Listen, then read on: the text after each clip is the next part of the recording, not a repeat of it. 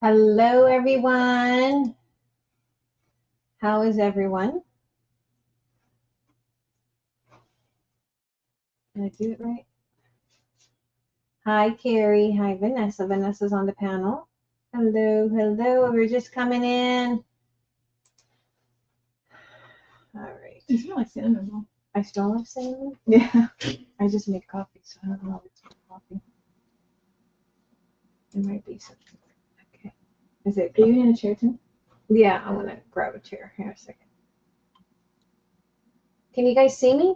Can you hear me, Vanessa? Mm-hmm. Oh, okay. Can't see you on. I can hear you though. You can't see me on YouTube? You just popped up. Okay. No, you just popped up on YouTube. Okay. Hi, Joyce. Hi, Miss Joyce. Hey, April. Hello, hello. Hello, April. If you're just coming in, if you can give us a thumbs up. I wanted to introduce you guys to, hey, Nona. How are ya? All right.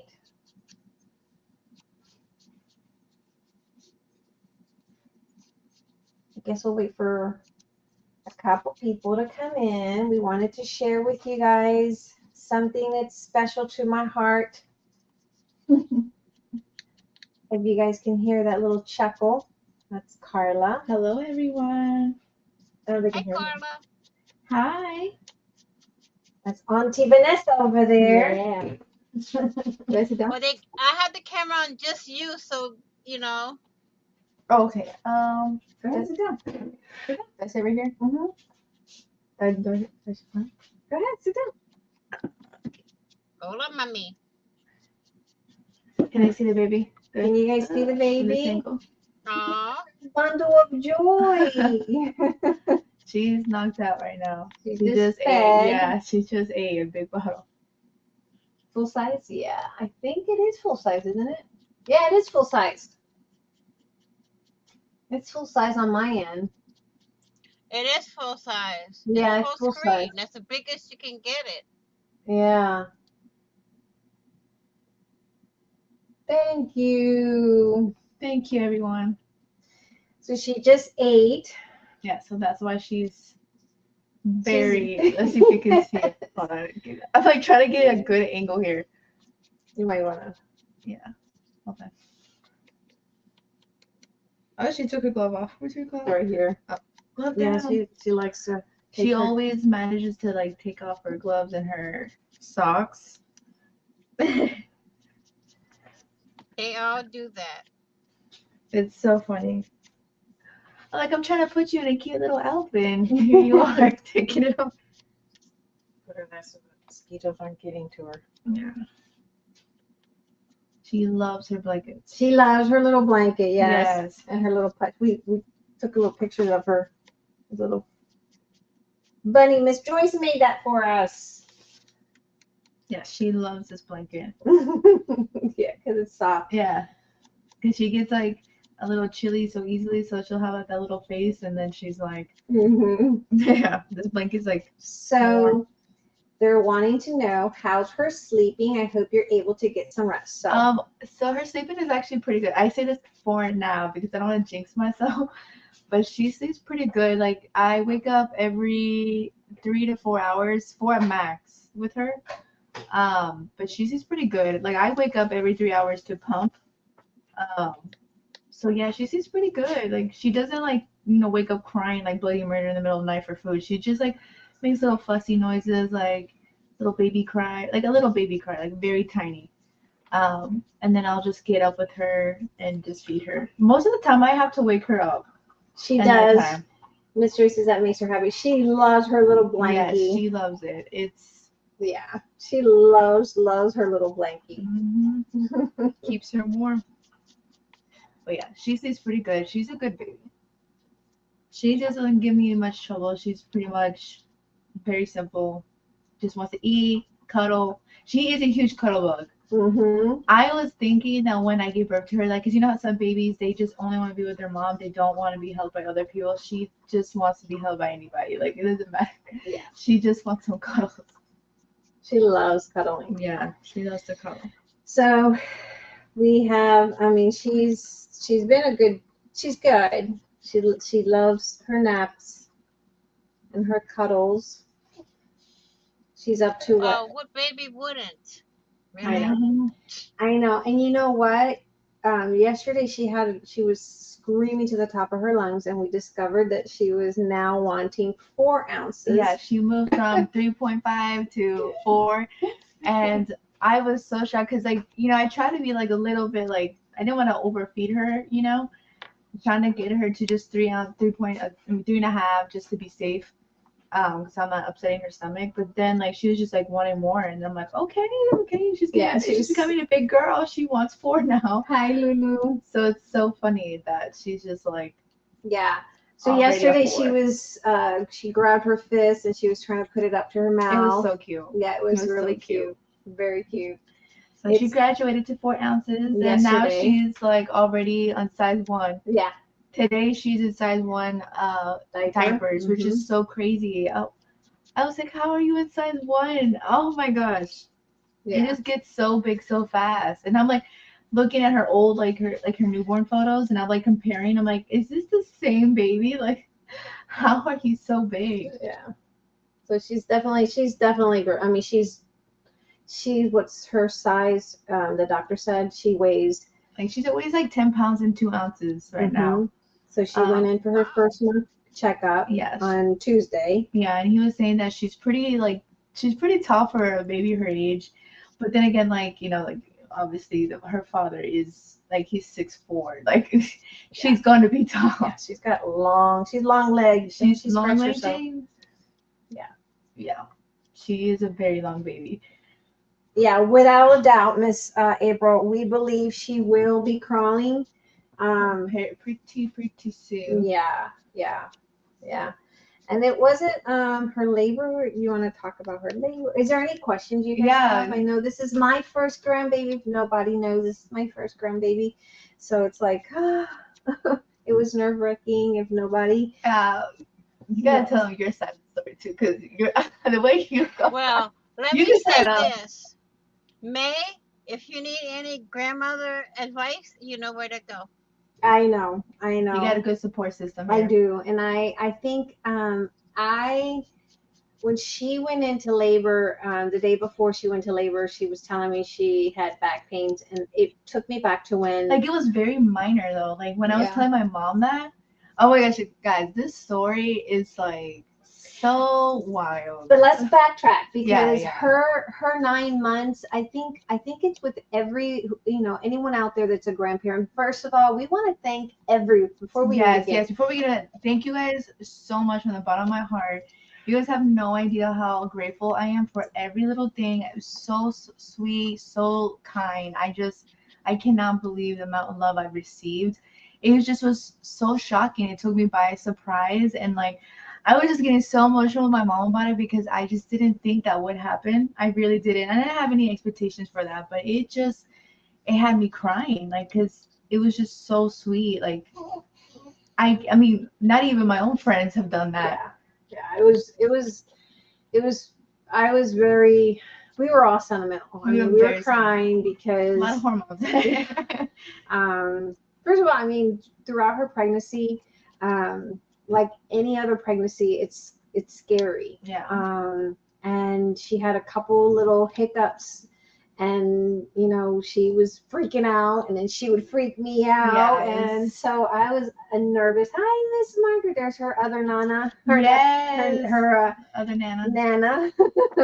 Hi, Miss Margaret. So the baby's been blessed. I mean, she's got a lot of aunts and nanas. You guys have been amazing. You guys have been a good family. Yeah, and I really appreciate. After me witnessing 3 kids grow up through the internet, yeah, these girls could be loved just as much as they were. Oh, that's they're all so saying sweet. Hi, Karla. Hi, everybody. So Carla had, and there's a mosquito. I see a mosquito. Okay, I gotta grab it. Oh no!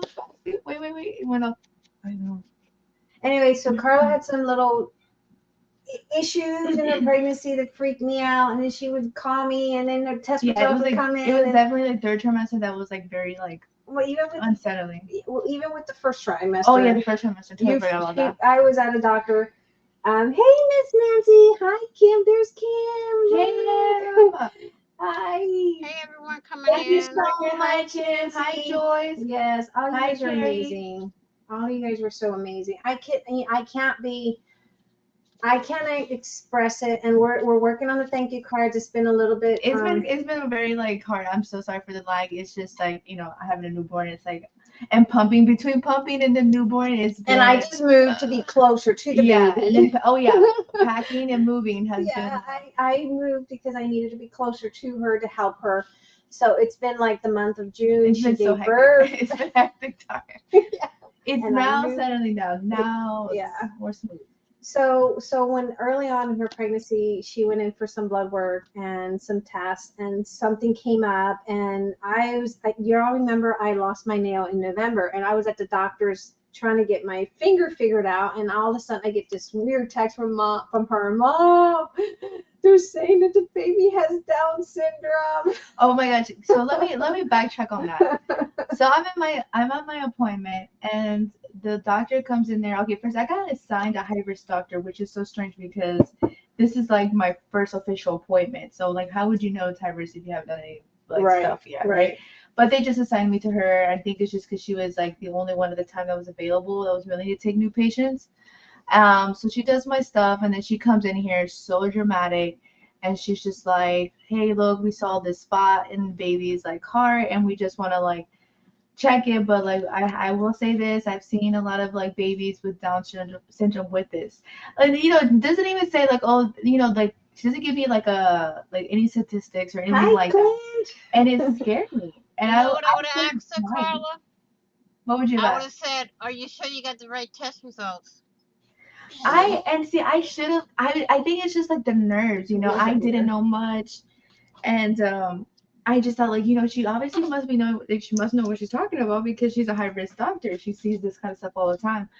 And I come home and I lose it. Hello, Maribel. Thank you. She tells me, she's like, we're going to do some blood work and we're just going to see, like, if it is, right? So it was like 2 weeks. Oh, look, she is getting. No, she just, like, with the band, like, little headbands. Yeah, her and her headbands, she does not like them. She was so cute in them, but then she just like wiggles out of them. Oh, anyway, so it was like the longest 2 weeks of my life, like the longest. And mind you, I wanted to find out my gender, like her gender, like traditionally, like how you would find it, doing ultrasound. We didn't get that option because of the whole heart thing, and I got basically told on the phone like, oh, here's the gender of your baby, by the way, and it kind of did kill the surprise because you anticipate that. That was so wrong of that doctor. Yeah, so she was just like that. I'm just letting you know that that's what I see in Down syndrome babies, and we'll find out. We'll prepare for that. And I'm just like, and I'm saying this nicely because the way she said it was way aggressive. It was just, and it was like the longest 2 weeks of our lives. Like literally was. And the whole time I'm just crying. I'm like, she's got me panicking over here. And I kept thinking, what did I do wrong? Yeah. What did I do wrong? And well, we got cleared that she was fine, and I was just like thanking God. I was like, oh my gosh, like thank you God that she doesn't have these issues, because that's so serious, and I was so scared. I mean, of course I would have prepared myself if that was the case. Eric said, is that Emma fears? It is. Emma fears the fears. It just was a crazy time, and then that happened. Then like the second trimester was all right. It was just normal. It was normal. Third trimester is when like things kind of got like picked up with the whole craziness. Something else with blood work, because for some reason nowadays, I don't know, for most of us that has had babies, we've never had all these tests that they run on so many tests they do. It's like nonstop blood work. Yeah, and so then they're like, oh, they're gonna deliver her. They might deliver her early because there might be something wrong with my liver. That might be called something wrong with the baby. Yeah, they were talking about my liver. about there might be a problem with my liver. Right. And if there was a problem with my liver, then I would have to I would have to basically get induced. Right. Like ASAP Right. at the time. And I was crying then because I was just like, thank you, Clint. I was doing so good, and out of the blue, I might have a liver problem. And it was just nonstop tears. And I just thought, like, I don't, because, like, what ended up being is if I had that liver problem, if I didn't have the baby taken out already, then she could be a stillborn. Like, that's the complication behind it. And that's why they want to kind of like induce you, like, immediately. And so I just was like, so nervous, and her headbands. Just take it off. This is like at this point she's just like she's got a lot of hair. She's got a lot of hair. Everyone says it's gonna fall off. Who knows? Maybe. But yeah, it just was a crazy time. But that was nothing in comparison to the actual like delivery. Oh my God, the delivery. I've done a video. Worse. It's been a little hectic for us because I moved closer so the baby was born on Father's Day, which was a week ahead of time. And it was the most traumatizing. And mind you, I have PTSD from when I had my son, because with my son, I nearly died and he nearly died. And so when I saw her in there, I went into panic mode because I guess there's 3 stages of where the baby is. So there's stage 1, stage 2, and stage 3. And so the baby was really high up, which was stage 1. And then stage 3 is when the baby's crowning. So we did not know. Karla was stage 1. The baby wasn't even crowning, but she was dilating. So she pushed and pushed and pushed. Poor thing was red as a tomato. She was getting exhausted. I mean, there was doctors coming in and saying, okay, it's too late to do a C-section. And I'm in panic mode because can you imagine seeing your baby go through that? And I'm like, oh my God, what's happening? And I kept trying to check the baby's heart rate, because it took me to my son and then checking her heart rate. And so finally they got 3 doctors. The room was filled with 3 doctors and about 8 nurses in there, the anesthesiologist as well, because they're trying to get this baby who's at stage 1 and not really crowning down. And she's been pushing for the past 2 hours, and she was exhausted. They couldn't do a C-section because of where the baby was positioned. It would have been life-threatening. It was way too far out. Yeah. So at that point it was like life-threatening. It was life-threatening to her and the baby. So I'm over here panicking, praying, everything I could think of to do. And a doctor says we can vacuum the baby out. If we do it, we have 3 chances. If by the 3rd chance, then we'll have to figure something out. We're going to have to try to push the baby out in to do something to be able to run her into emergency C-section. So the one doctor tried and it failed. And then the one doctor's yelling at the other doctor. I mean, these doctors were yelling. The one guy was yelling at the one that popped her water, that did not realize that the baby was at stage 1, not stage 3, when she popped her water at like 9 in the morning. Mind you, the baby was born at 11:31 at night. And so you only have a certain amount of time of pushing. So so let me give you a backstory, because my mom was telling you this, but let me tell you from the beginning. So hi Rhonda. Hi everyone. Thank you. Oh, thank you. So I'll just say from my side, because it was 1 in the morning, right? I was at my house and I had these little cramps. Mm-hmm. And they just kind of felt like period cramps, but consistent period cramps. I don't even explain it. It just was consistent. You know how they say to time your contractions, they shouldn't be more than what's it called, 5 minutes apart, I believe. And I just started counting them. And I called my mom and I tell her about it. I was like, Mom, I kind of have these back cramps, but they are not going away. And she's like, go to the hospital, because that's exactly what happened to me. And this is the time that usually people go into labor. And I kept thinking, no, it can't be that serious, because it's not an intense pain. It's just cramping like that. Just basically it's getting squeezed like this and then releasing, squeeze and then release. And it just wasn't that bad. But she said, no, go to the hospital. And luckily, I just listened to her, because if not, probably would have been in more pain. So by the time we got into the hospital, me and my boyfriend, what's it called? I think I kid you not, guys, as soon as I got to the hospital, that's when the contractions actually started hurting. Like, that's when the pain, like, it just suddenly hit me. And I go in there, there's like no one there. Like, there's no waiting. No machines. The machines no weren't ready. But hold on, but there was no line, no nothing, right? So I'm thinking, okay, this is easy. Like, I should be like, going in quick and fast because there's no one there. But then there's a lady that comes in right after me, maybe like 10 minutes after me, and she's in a wheelchair. Mind you, she's dilated the same amount as me. So I was like, at the time, 4 centimeters dilated. She was dilated 4 centimeters. And she was basically like, me and her were on the same level, the same predicament. The only difference was I was standing and she was in a wheelchair. They didn't even offer me a wheelchair. They just was like, now you can handle it. I think I was at 4 or 5.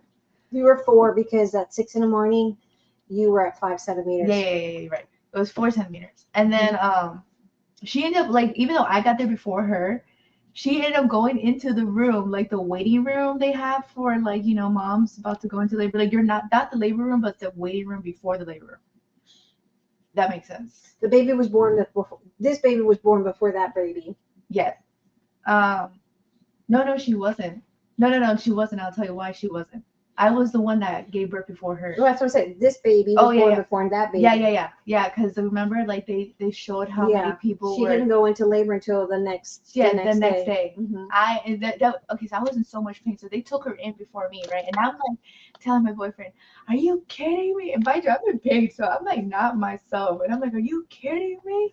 I'm in so much pain, and like I got here before her. Why did they take her? But she had been on a wheelchair, and that's why they, like, they took her in before me." And I'm in the waiting room, right? Just standing, trying to control my breathing, because that's the only thing you could do at that point. And I am just in so much pain. Like, it just was hitting so hard. And I was like, oh my gosh, I'm going to give birth in this waiting room. I'm just going to give birth in this waiting room, because it was like almost 2 hours before they even put me in the room. So then they finally put me in this waiting room, which is like, you're on this bed, not the labor room. You're just waiting basically until you're fully dilated well, not fully dilated, but until you're like basically good enough to go. Right? When you're ready. Right. And my doctor, mind you, my OBGYN had always told me that at 4 centimeters, you can get that epidural, right? But they were also saying they would send you home. Mm-hmm. Mm-hmm. She dropped her binky. Binky down. I gotta get that quick because she loves her binky and she does not play about that binky. Yeah. Gotta watch that. But anyways, so I'm there, right, in this room, and I'm just in pain. And I was always told by my doctor that at 4 centimeters you can get the epidural, right, because you were already there. And I asked them as soon as I'm in the room, like, can I please get the epidural? I'm in so much pain. And they kept saying, yeah, we'll go get the lady for it, right? Thanks, Mom. And that was like maybe 2 hours there. I still didn't hear anything. I wasn't in the room. And then the doctor texts me and she's like, okay, you're like 5 centimeters dilated now. And I'm like, oh my gosh, I'm like halfway there and no epidural. Like, what are we doing here? Like, why am I still in this room? And she said, well, we're just waiting for the labor room to clear up before we can actually take you in. Another hour goes by. It was almost 2 hours. So I'm just like wasting so much time in this waiting room. And I'm like breathing through my contractions, like trying to hold it in. And I was miserable. It was just an awful experience. She was miserable. I was miserable. Yeah. Everyone was miserable. Everyone was miserable because I was panicking. Yes. And then the nurse comes in, right? And I tell her, I'm like, hey, where's the lady with the epidural? Because I've been told that at 4 centimeters, I can have it already. She's all like, well, we're still waiting for her. And then, she said, well, I can give you morphine if you want. And I said, honey, I don't want morphine. Like, I want to be fully aware of what's going on here. And she was like, okay, well, then I'll just see if I can get her to rush. Let me tell you, I didn't get the doctor for that until I was already in the labor room. And I was like, what, an hour or two already in the labor room? So by 9 o'clock in the morning when they broke her water, she was about 6 centimeters. Yeah. And then later the doctor came in because they kept trying to get her to bring the baby down, and we didn't realize at that time that the baby wasn't in the right spot. So probably about 8 o'clock in the evening is when they were trying to get her prepped up to start pushing, because by then she was dilated, but the baby, she's got her eyes. Say hello to everyone. My first 2 kids were natural birth. Oh, yeah. Let me tell you. She felt because she got the epidural early in the morning, and it didn't kick in. And so she felt it all at 11 o'clock at night. Everything down there. So at first, because like the lady had said, look, she's smiling. Yeah, look, she's like smiling for everybody. Aww. So at first, the epidural. She's smiling. She's like, yeah, I know I gave mommy a hard time. Okay. She was worth it. But yeah. So when she gave me the epidural, she was telling me, I'm just letting you know, it doesn't completely take all your pain away. And I said, what do you mean it doesn't take away all your pain? It didn't. And she's like, so people think that it just, you basically pop this child out and not feel a thing. You will feel pressure. And you'll feel pressure is what I'm trying to tell you. I said, I don't care if I feel pressure. I just don't want to have intense pain, you know? And for the first part, it did work. I didn't feel any pain. And I was actually sleeping through my contractions. I didn't feel nothing. But then it wore off on my right side. And I started feeling it. And her right, then her left. Then my left. It was first my right, and then they had to move me around to get the epidural to move down. I guess because it's the liquid, right? And they're trying to move me down so the liquid is like distributed evenly. And it just wasn't happening. It was not happening. And I had this night nurse come in because at that time we had switched nurses out, right? I had my nighttime nurse. Bless that woman's heart. She was amazing. I feel more bad because she was pregnant herself. She was like 11 weeks pregnant. Yeah. So I feel bad because But at this point, they still hadn't told her. I mean, they weren't completely honest about that the baby wasn't down in the birthing canal. No, it wasn't until my nighttime nurse. Because mind you guys, I got my water popped in the day. That doctor didn't even check to see where she was positioned. It was my nighttime nurse who had looked at my area, and she said, you're still at 1. Yeah. And she kept checking me, and she's like, you're still at 1, but we're going to still try. Because I think they putting pressure on her. They got another doctor to come in, and that doctor checked her, and that doctor was like, yeah, we're going to try to push Mama. She kept saying, Mama, you need to push this baby down because she's not where she needs to be. Yeah. And I'm trying, I am trying, with all my force, because you're holding your breath in, and then you're trying to push with all your might for 10 seconds, and it's you think in 10 seconds oh, that's nothing, but I'm just in pain because the epidural had not worked in that area, and I just felt. I just the way I could describe it is being split in half. It just feels like you're being split in half. And I think that by them giving her the epidural early in the morning, because it was really early, but even then, we try to get more. We try to get, because you can hit the button and get more dosage of it. We did that. That still didn't work. I don't know if it's how she positioned the needle. I just didn't feel it, and I just was like. I kept thinking in my mind. I'm like, I've had friends that have had the epidural, and they've always told me. Yeah. And I've had friends that had it, and they always said that they didn't feel a thing. At most, they felt pressure, like a slight pressure. And that was it. They described it as if when you get your teeth pulling out, you know how they numb that area. You still kind of feel the pressure of it, but you don't feel that pain. Smiling. Yeah, she's smiling for you. She's smiling for you guys. And yes, so I was just thinking in my mind, I'm like, all my friends have told me they felt pressure. They didn't feel pain. It was nothing. They literally just pushed their baby in 5 little pushes, and that was it.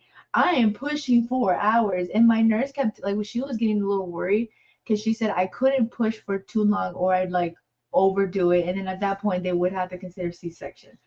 And I don't know why they didn't even do it before then, I don't understand.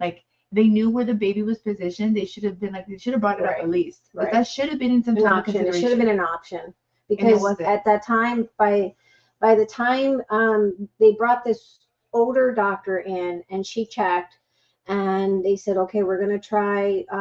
They tried where they put like something, one of the rails over. So they have like a bar over push the bar. bed, right? And That so pressure hurts. Yes. you had to like push, Yeah. but basically push yourself to push the baby.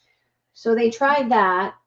That wasn't really working very well, and so then they brought this male doctor in, and he, he's the one suggested doing vacuuming the baby out, and that's where we ended up.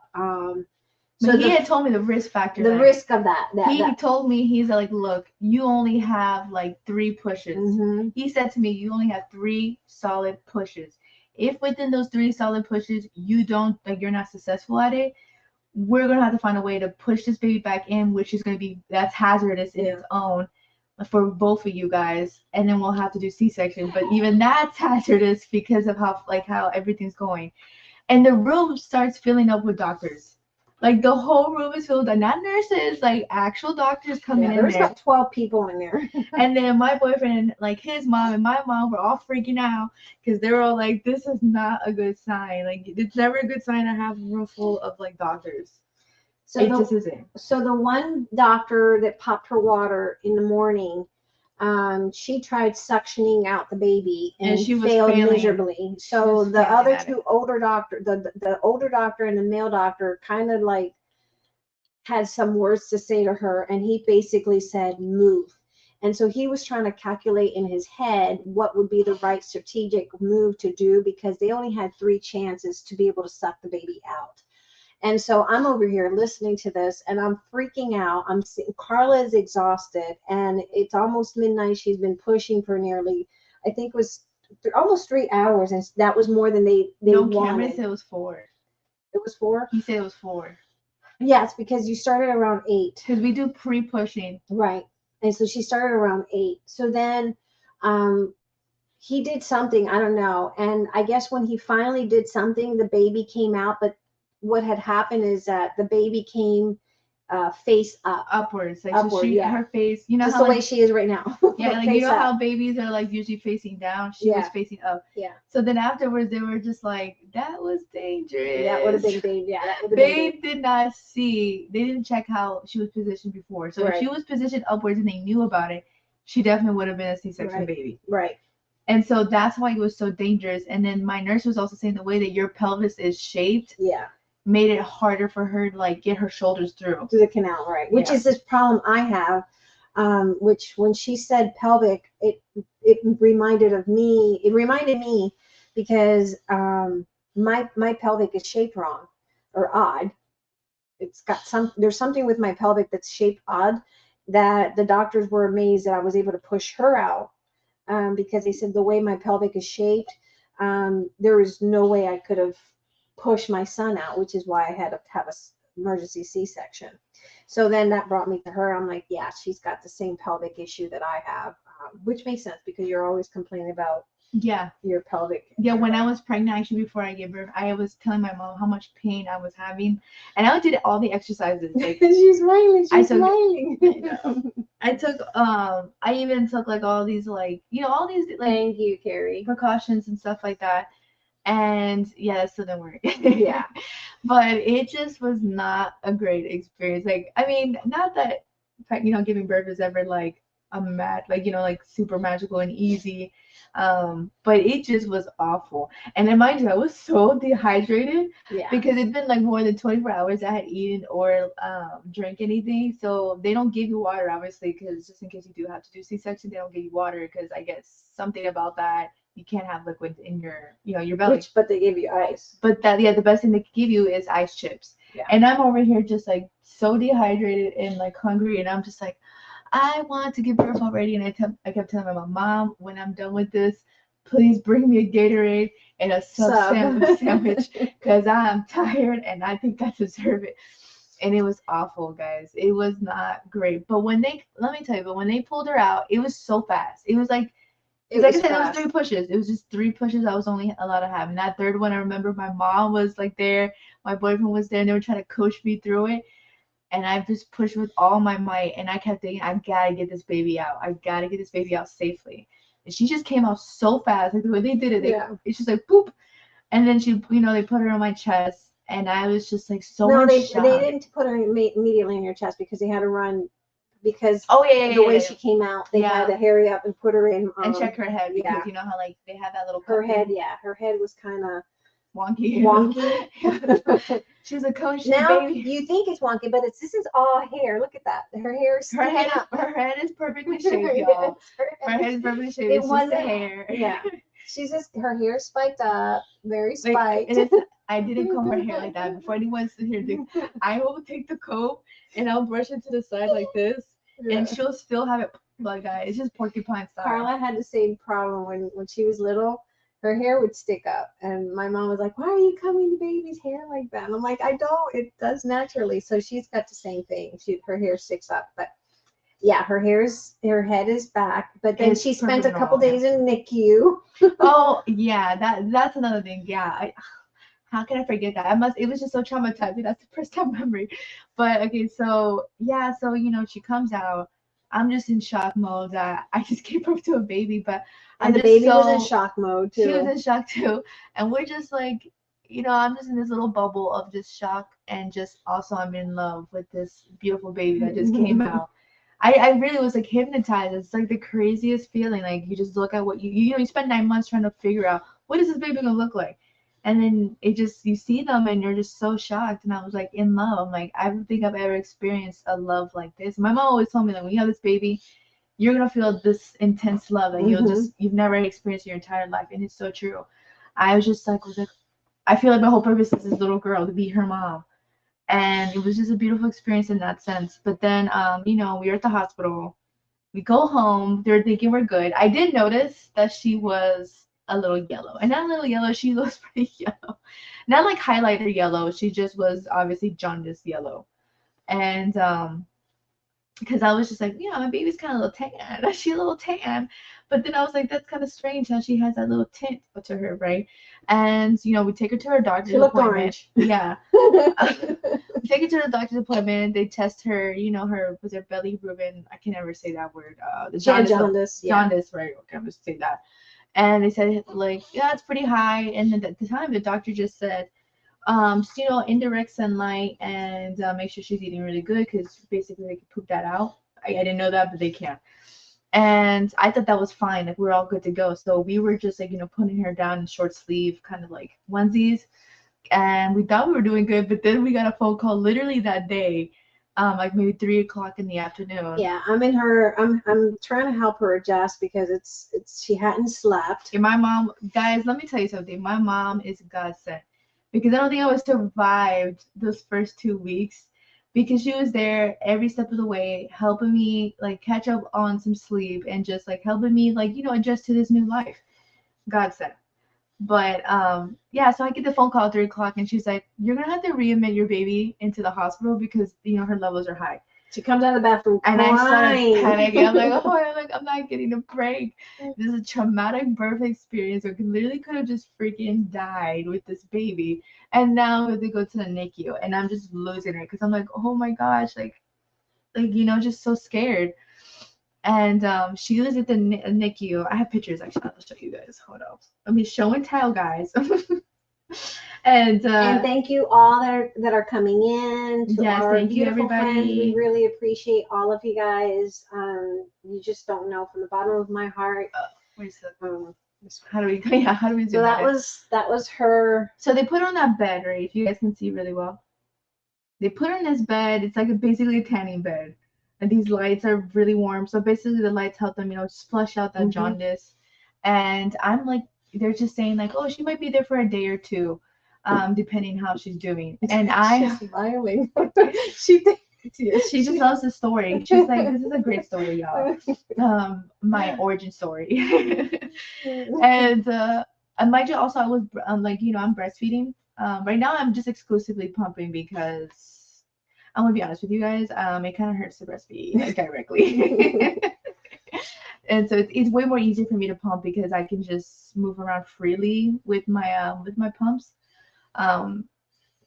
that's another thing. But at the time I was having her latch on directly, but because of this whole thing, she wasn't eating enough. So they were saying, hey, you're gonna have to put some formula, give her some formula to give her, more meat on her bones.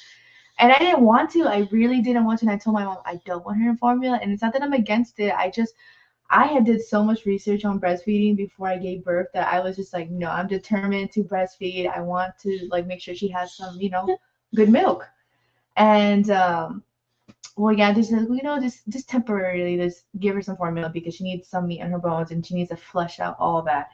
And so I'm like crying, like, oh my gosh, my baby's in this NICU. She's also like having to have formula. It's just like a disaster. Like in my head, I think it's a disaster. It's probably not a big deal when I think about it now, but at the time, it just feels like your world was like ending or something.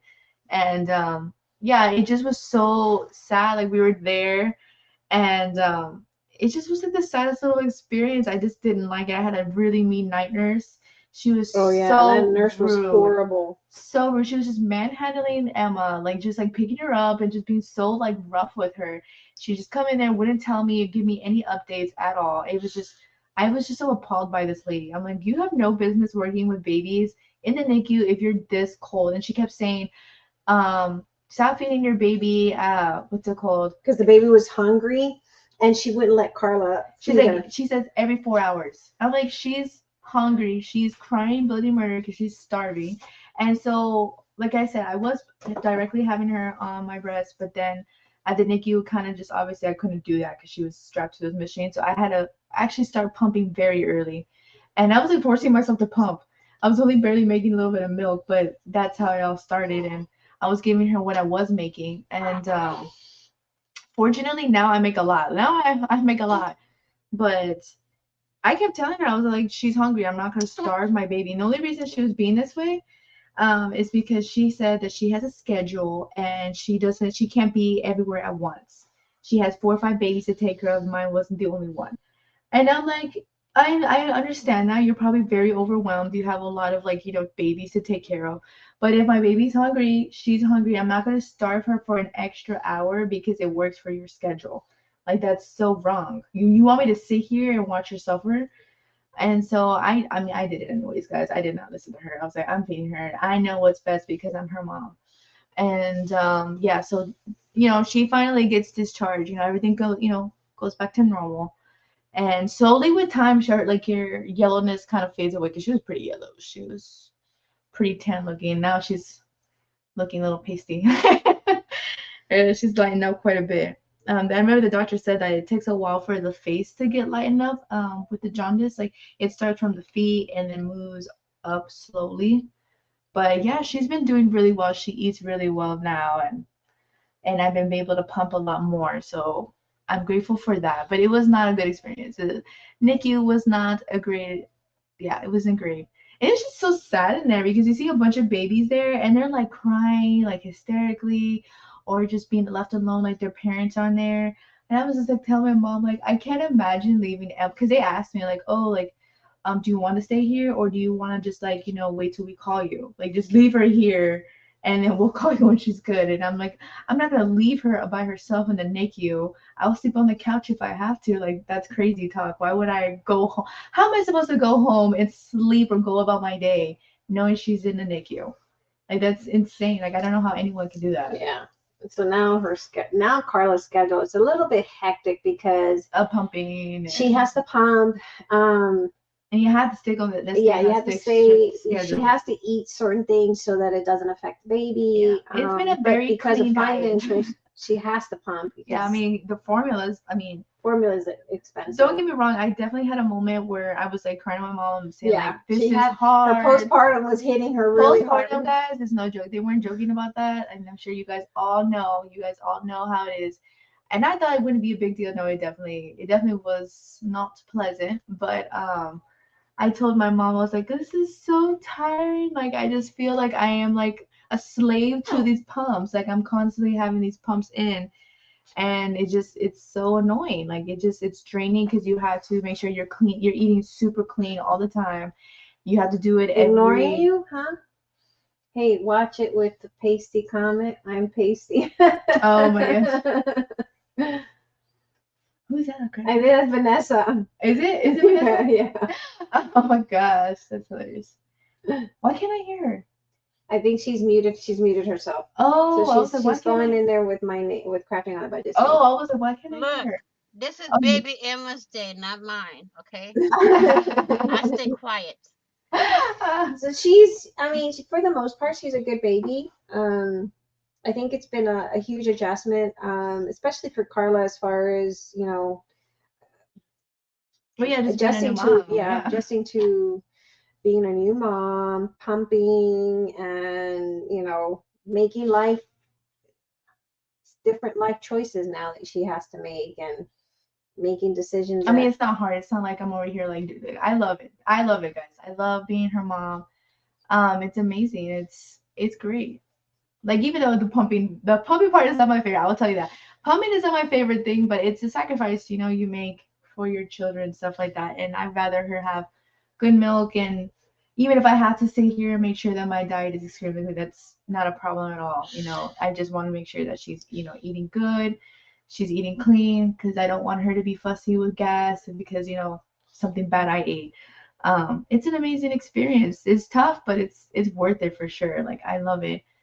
Like I said, I never thought like I just feel this type of love for anyone. It's so crazy, and I love it. It makes me think like, what I've been doing my whole entire life. I feel like all these years, and it's like I feel like it was waiting, like I've been waiting for this. And it's amazing. I love just seeing her grow up and stuff like that. And it's sad, don't get me wrong, because I do have my moments at nighttime where I'll like cry because I'm like, oh my gosh, she's getting bigger. I can't believe she's gonna be 2 weeks or she's gonna be 3 weeks. And she says that, I'm like looking at her, I'm like, child, you are 28 years old and my youngest is 20. Tell me when she's 20 some years old, and then tell me. Yeah. I know. I remember growing up, I used to always be like, Mom, why are you so emotional? Like, if something happened, like for birthdays, for graduation, I get any emotional. milestone, my mom would cry, and I'd always be like, Mom, oh my gosh, like, why do you always have to cry? So and now I get it. Now I was like texting my mom, like, now I understand you. This is so like, it's like, no, don't grow up. And everyone kept telling me, oh, the newborn stage is so hard. You're gonna love me like the toddler stage, or you're gonna love this stage. And I'm like, are you kidding me, guys? Like, even though the newborn stage is demanding, don't get me wrong, like having to wake up 2 or 3 hours, whatever. I love this stage just because she's so freaking cute. I just want to eat her. I just want to eat her. I want to eat her little cheeks. She'll be sleeping peacefully, and I just want to bug her with hugs and kisses because she's so cute.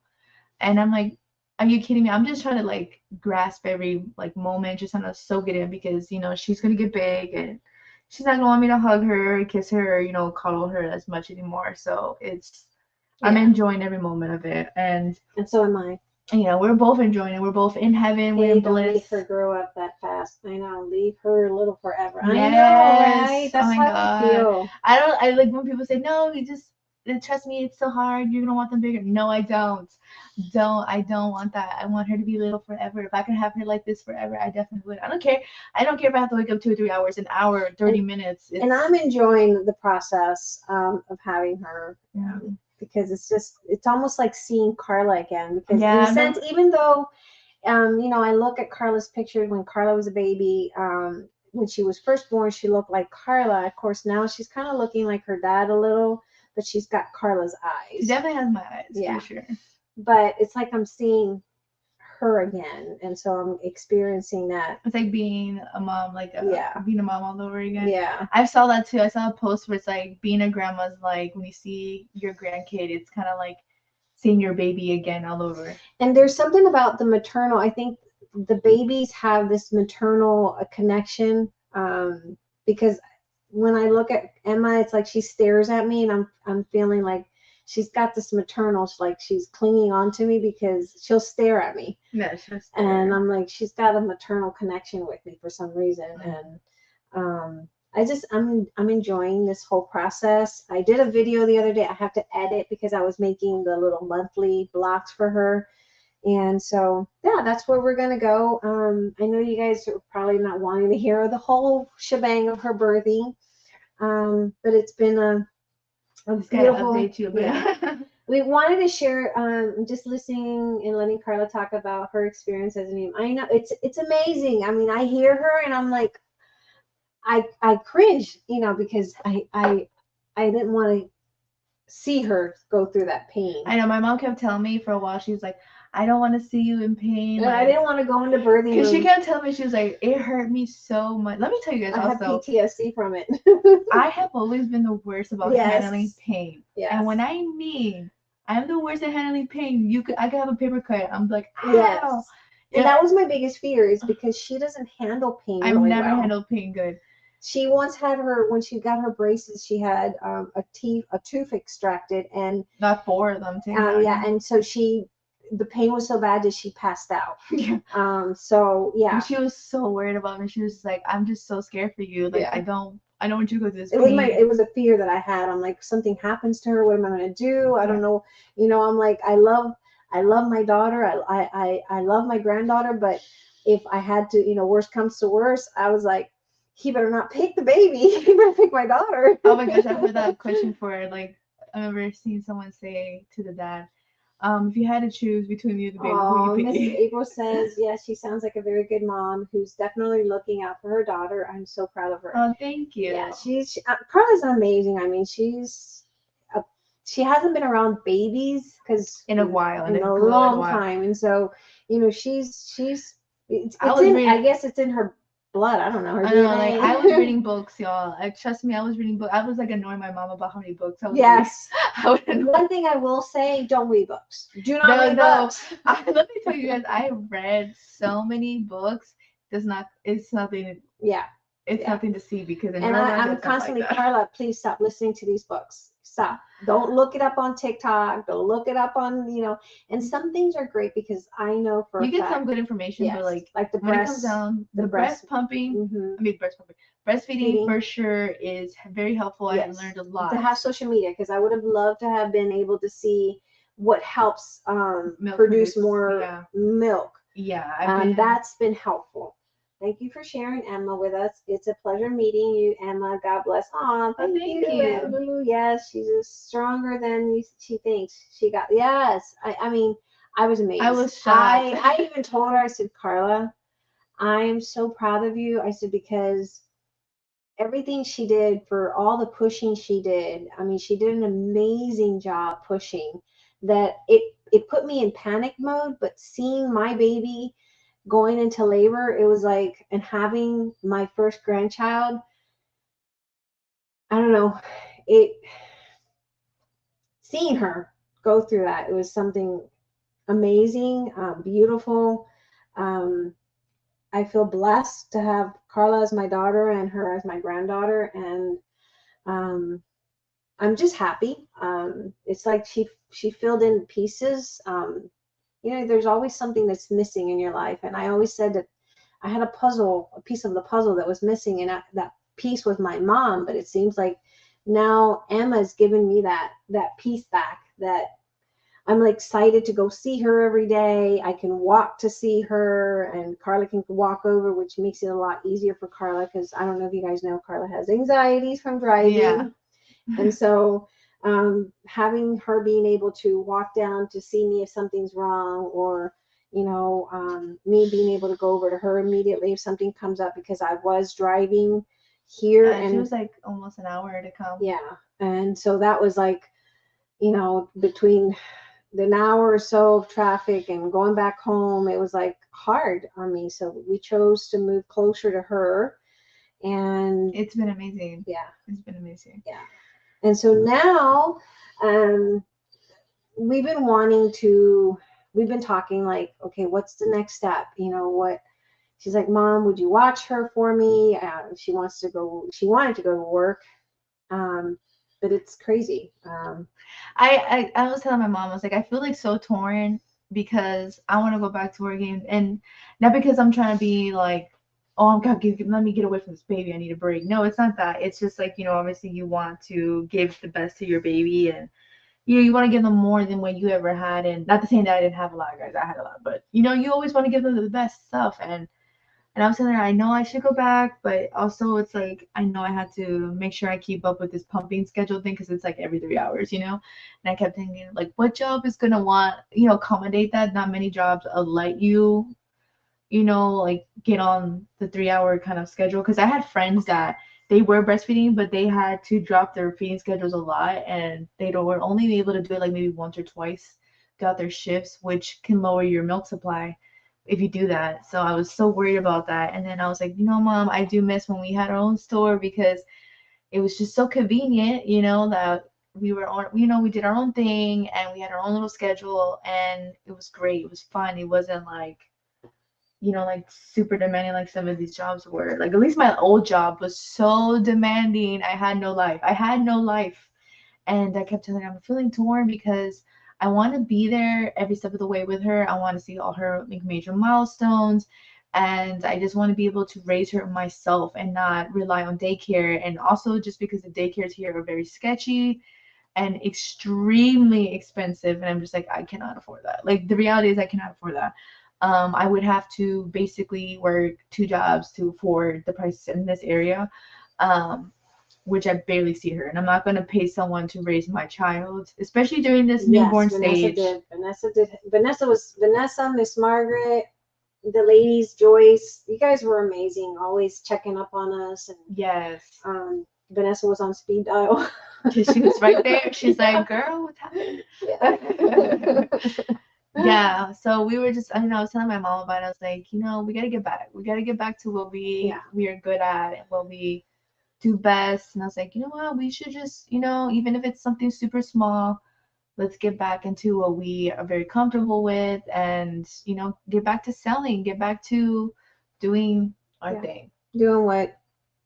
It was so much fun too. Doing what I at this point, it's like we've been talking about it, We had talked about it months before. Like when I was we don't have, obviously, when I sold the store, I don't have the stuff from before.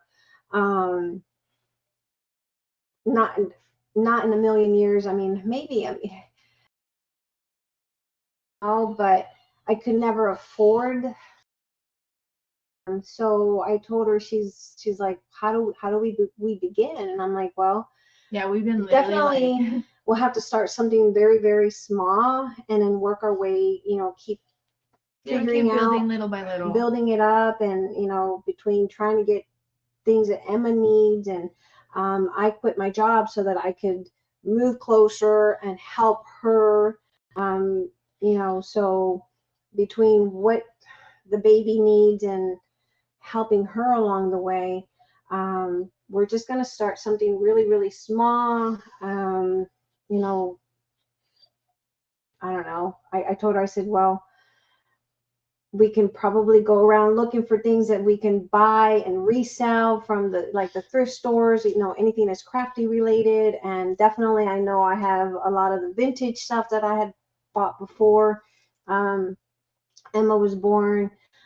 So we're just going to start small, but definitely we're going to keep Emma in mind. It's all for the sake of Emma and being able to provide for her, since it's a journey that it's her journey, but I'm accompanying her because my mom was there for me. I don't think I would have been able to do it without my mom's help.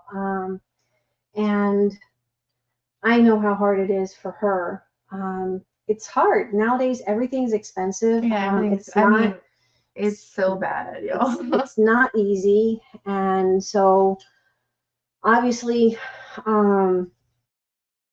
we just said, well, let's put our heads together, and maybe between doing videos, crafty videos, doing my SVG, because you guys know I love to create different patterns and designs, between that and, selling laces, because we did buy some laces, last year.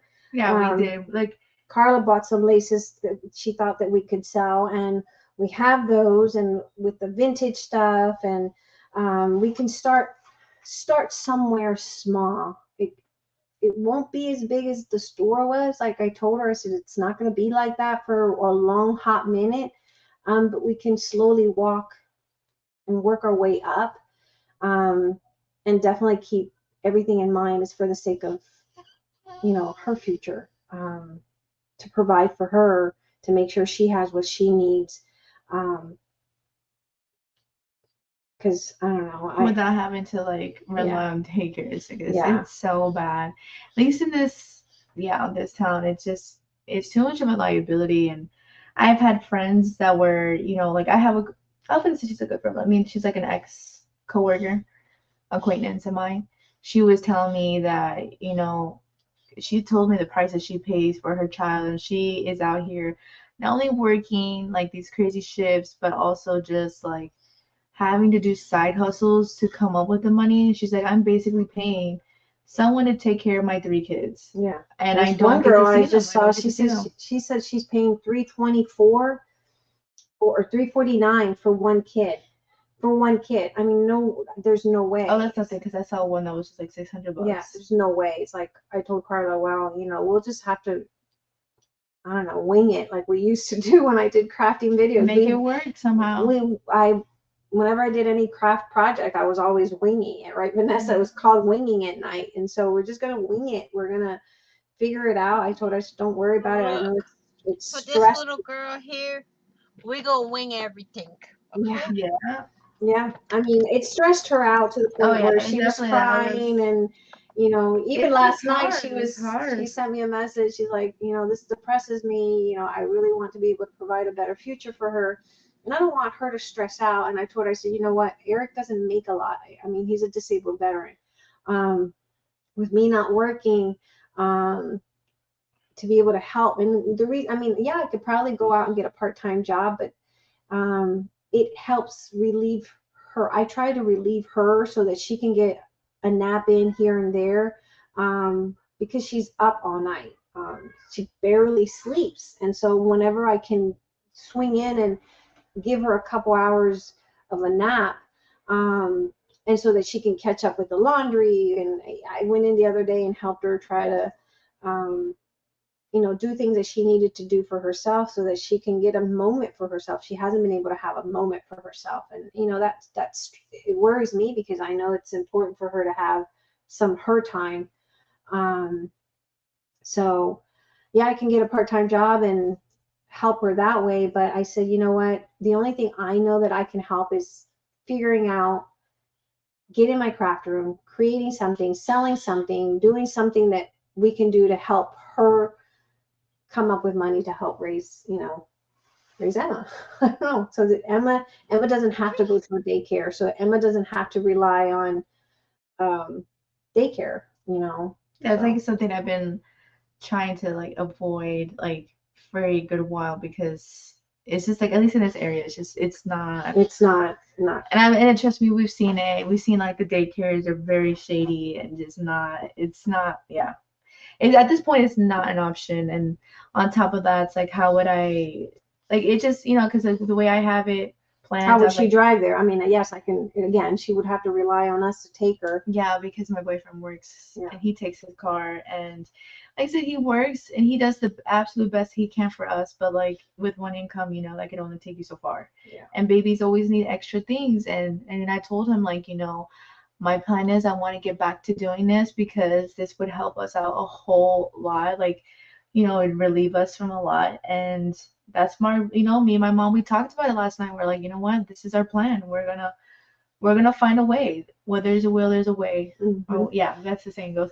And I want to make it happen because I want to give her the absolute world. She deserves it. And like I said, the first month for sure is just like a huge transition. Like you're going from not being a mom to being a mom, and you're trying to figure out the schedule. You're trying to figure out pumping schedules, like how you're adjusting emotionally. And now that I've gone out of like that little shadow period, I feel a lot more like relieved in that sense, and I'm like ready to go. Sherry, hi, thank you. Hi.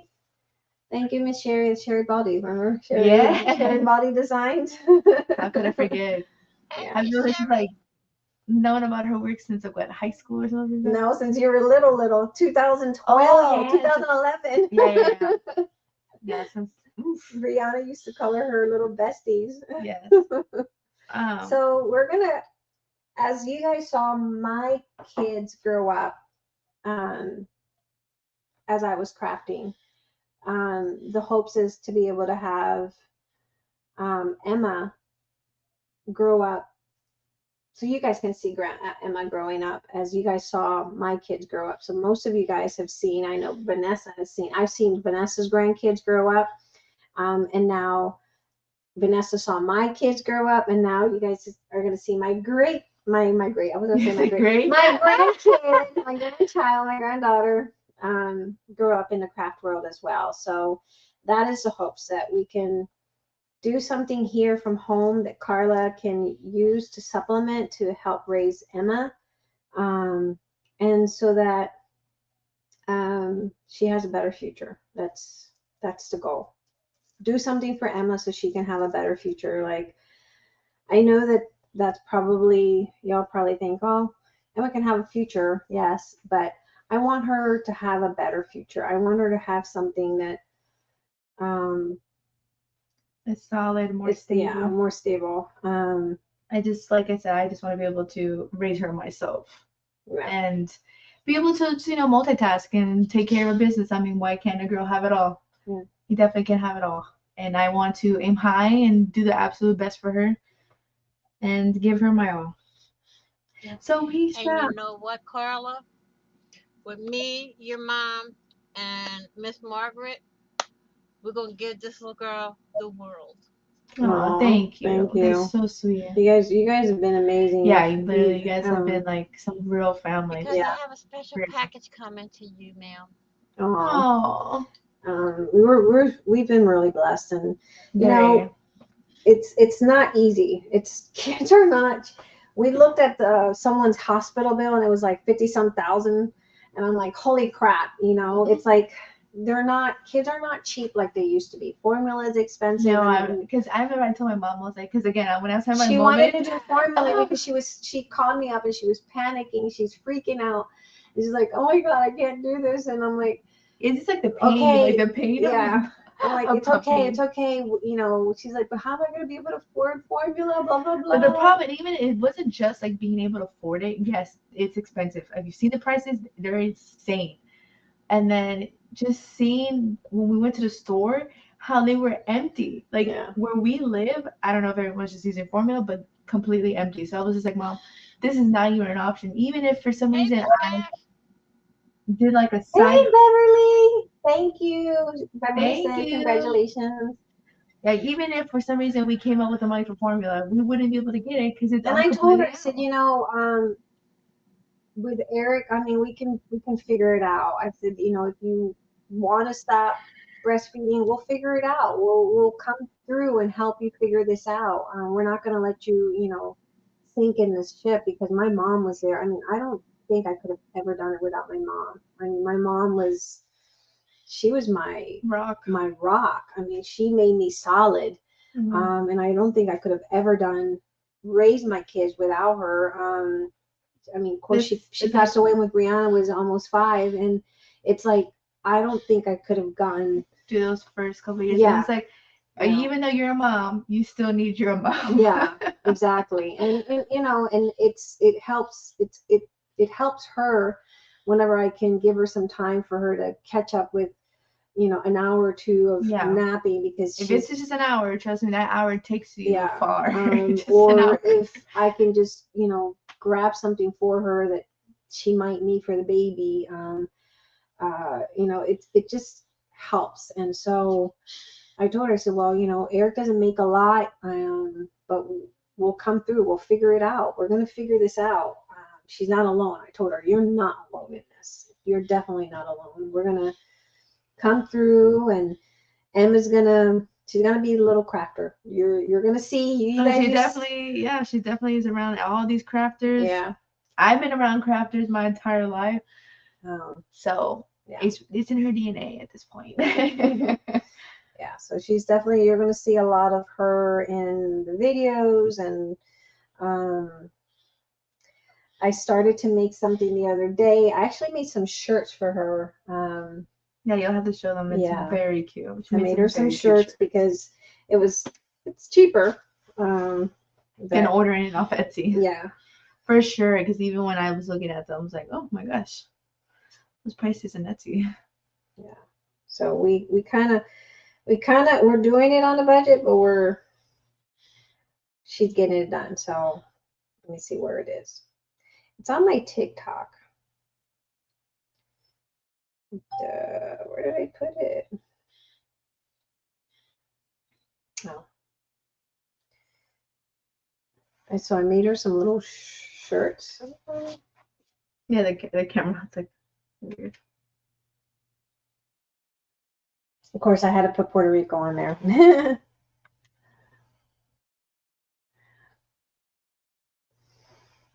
And that was just me experimenting.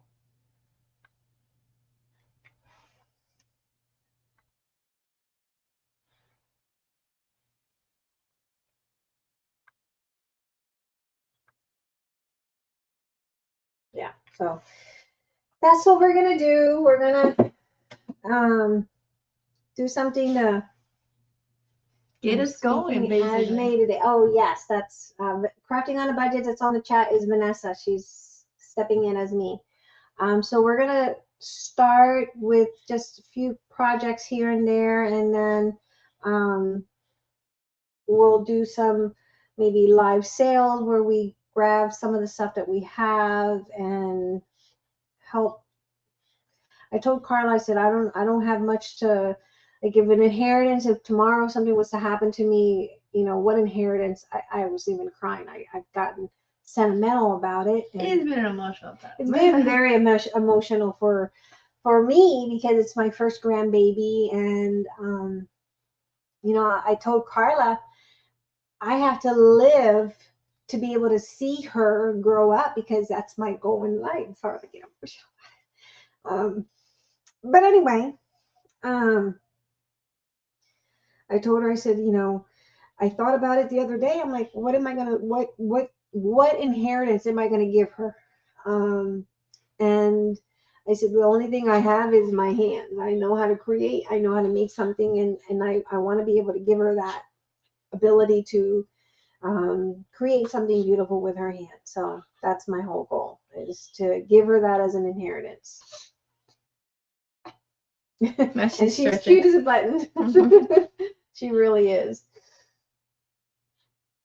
Yeah, she's just knocked out right now. Yeah, she is. Because normally she's like, if she's hungry, she does not play with her food. No, she does not. She becomes alive. When she's hungry, she starts to cry. Yeah, she does not play. It's funny because sometimes she'll wake up and she'll just be like, eh. Like, not during the night, but like during the day, she'll have like a loud cry, and she's like, have this bottle prepared already. Like, before I wake up, you need to have this bottle ready. So funny. But yeah, she is a good baby. Creativity is one of the best things you can teach her. Yes, I know, and that's what I want. I thought about it. What am I going to leave her? What inheritance? If something was to happen to me tomorrow, what can I leave behind that she can inherit? And I told Karla, I said, the only thing I have in mind is my ability to be able to create something, and so that's what I want to do. Vanessa said I have my grandkids crafting. Yes, I know. I've seen Vanessa's grandkids in her craft room, and I remember Vanessa babysitting her grandkids while she was creating something, and so that's my whole goal, is to be able to create with her and be able to have something that she can say, this is something my grandmother did. My mom passed away really young, and so I want to be able to enjoy everything that I can of Emma, for sure. And she's so precious. She is. She really is. And I'm not saying it because she's my grandbaby. Creativity can let her make her dreams come true. Exactly. And that's what I want. I want to be able to give her that. Show her that she can.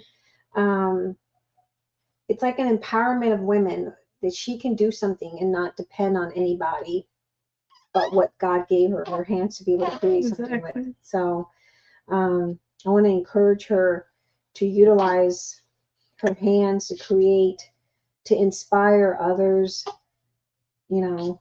That's what I want to. And yeah, I am definitely, and with that being said, I know that, you know, in the past, my channel was made up of cracking jokes, saying things that weren't shouldn't be said. So we're gonna clean up the channel, make it more kid friendly, family friendly, and have some place that she can come back years from now and say, this is where it all started. It all started here. Basically because, Karla did meet him when when we had the store. So, full circle. Full circle. Yeah, typically, I mean, she met him while, yeah, I did. Yeah, you were in the literally. store. We had the store. Like, we were already up and going. Yeah. I was just finishing up college my last year. Yeah, this is basically how she. Yeah, if it wasn't for the store, actually, if it wasn't for the store that my mom had, yeah, Emma probably wouldn't be here today. No, and I remember actually. Oh I'm gonna take it a little further. I remember about the story. I was in Wyoming in the first shop that we had. Yeah, not The first shop, not the big store, the first shop. Yeah. And Karla texted me, and I was doing a class at night. And Karla texted me and says, "Are you still at the store?" And I said, "Yes." And she says, "I need to go take care of something."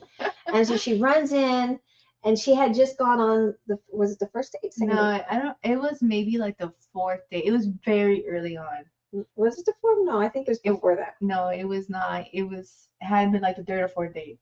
It was not the second. No. Okay, so she comes in and she goes, "I gotta go to the bathroom." So backstory: Karla has a very sensitive stomach.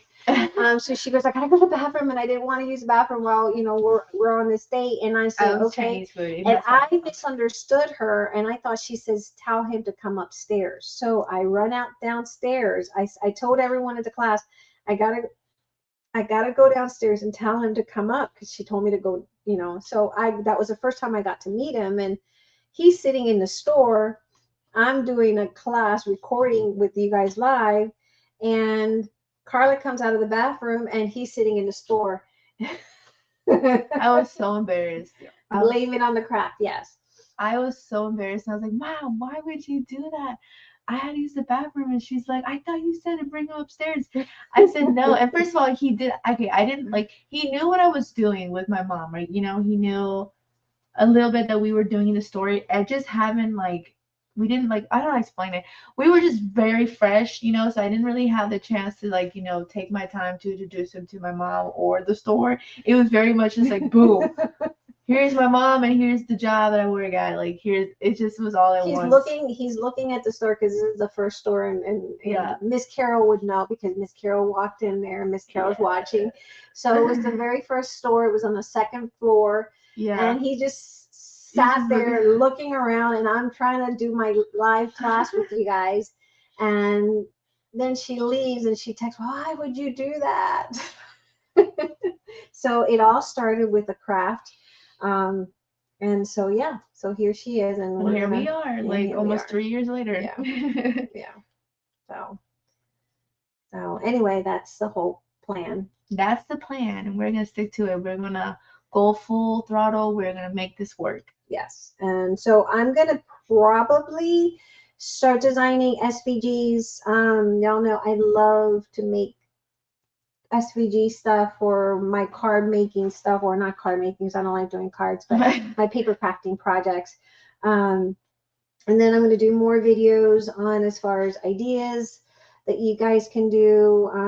And then we'll try to do some live sales of some of the vintage stuff that I had purchased before Emma was even thought of. And some of the laces that Karla had bought.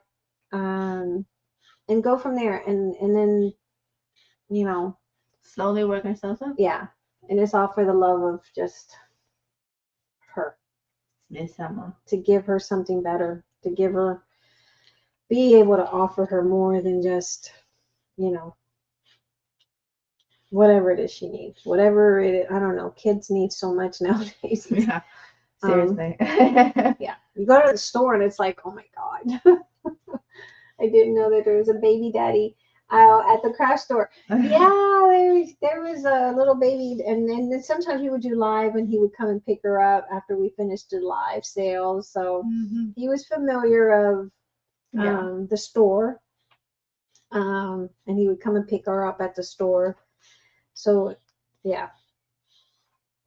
All started there at the craft store. It all started at the craft store. Yeah, because I think we were in the store the day she not met him, but learned about him. Yeah. And so yeah, and of course when I'd be done at the store, I'd go and visit him or he visit me. So. Yeah. So yeah, almost 3 years later, then we have this little bug. So yeah, you guys have to stay tuned. We're gonna make some videos with Miss Emma. Yes. You're gonna be seeing a lot more of her, seeing her personality. Yeah, I will. So my little craft, so like I said, this is like improvised here because we moved July 1st. And so it was all quick. Emma was born June 16th. I was traveling. It was like hectic. It was very hectic. And y'all know me. I was already stressing because of her emotional. She was very emotional, worried. And so I told Eric, I said, I have to do something and move closer. And our lease was up in the other place. And I said, you know what? I know we talked about buying a house. That could take, nowadays, it could take 60 days, 90 days, but the interest rates are so high. So we said, okay, let's do something. Let's move closer to her, give us time to let the interest rate, because his mom is in, the baby's other grandmother, she's into real estate. She said it's not the best time. They also looked at, because he thought about getting a job that would pay him more, out of state. So we were in the limbo as to what was going to happen. It was just a hectic time because we thought we were going to have to move out of state. Right. That didn't go through. Yeah. Which, at the time we were kind of prepared. We were trying to prepare ourselves for that. We are. I have a baby album to make. We have a lot of ideas that we want to do, to share with you guys. I've been working a lot with the digitals, SVGs and things like that. So, I told Karla, I said, I'm going to get my hands, even if I have to work late, staying up late, doing, videos, doing whatever. I did it before. I don't even know how I did it before, but I did it before. I can do it again. A lot of coffee. Karla said to me yesterday, Mom, how did you start the first store years ago? And I said, I had $50.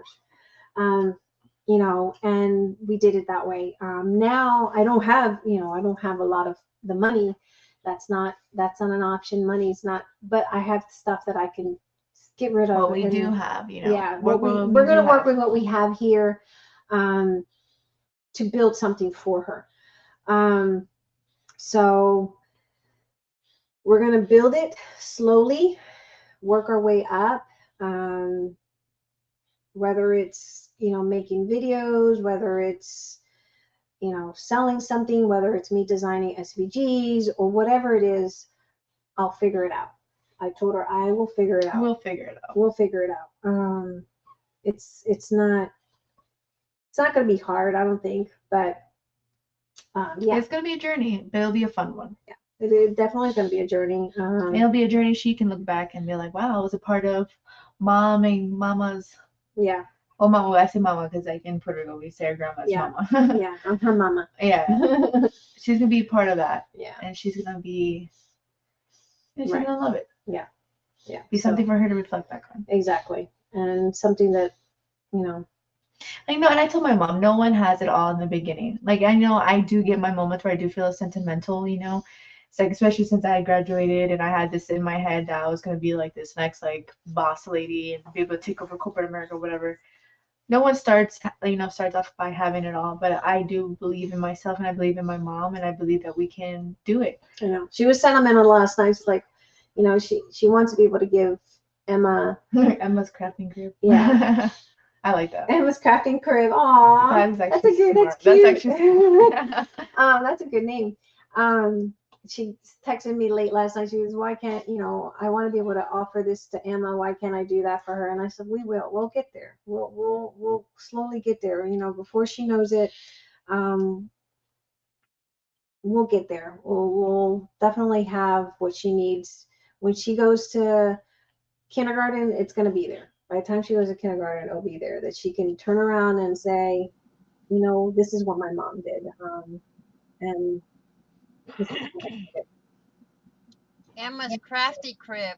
Yeah, I like that. Emma's crafting crib. Yeah, we were thinking about different names, and we thought about crafting on a budget with Mama, which is me, Mama, Mommy, and me.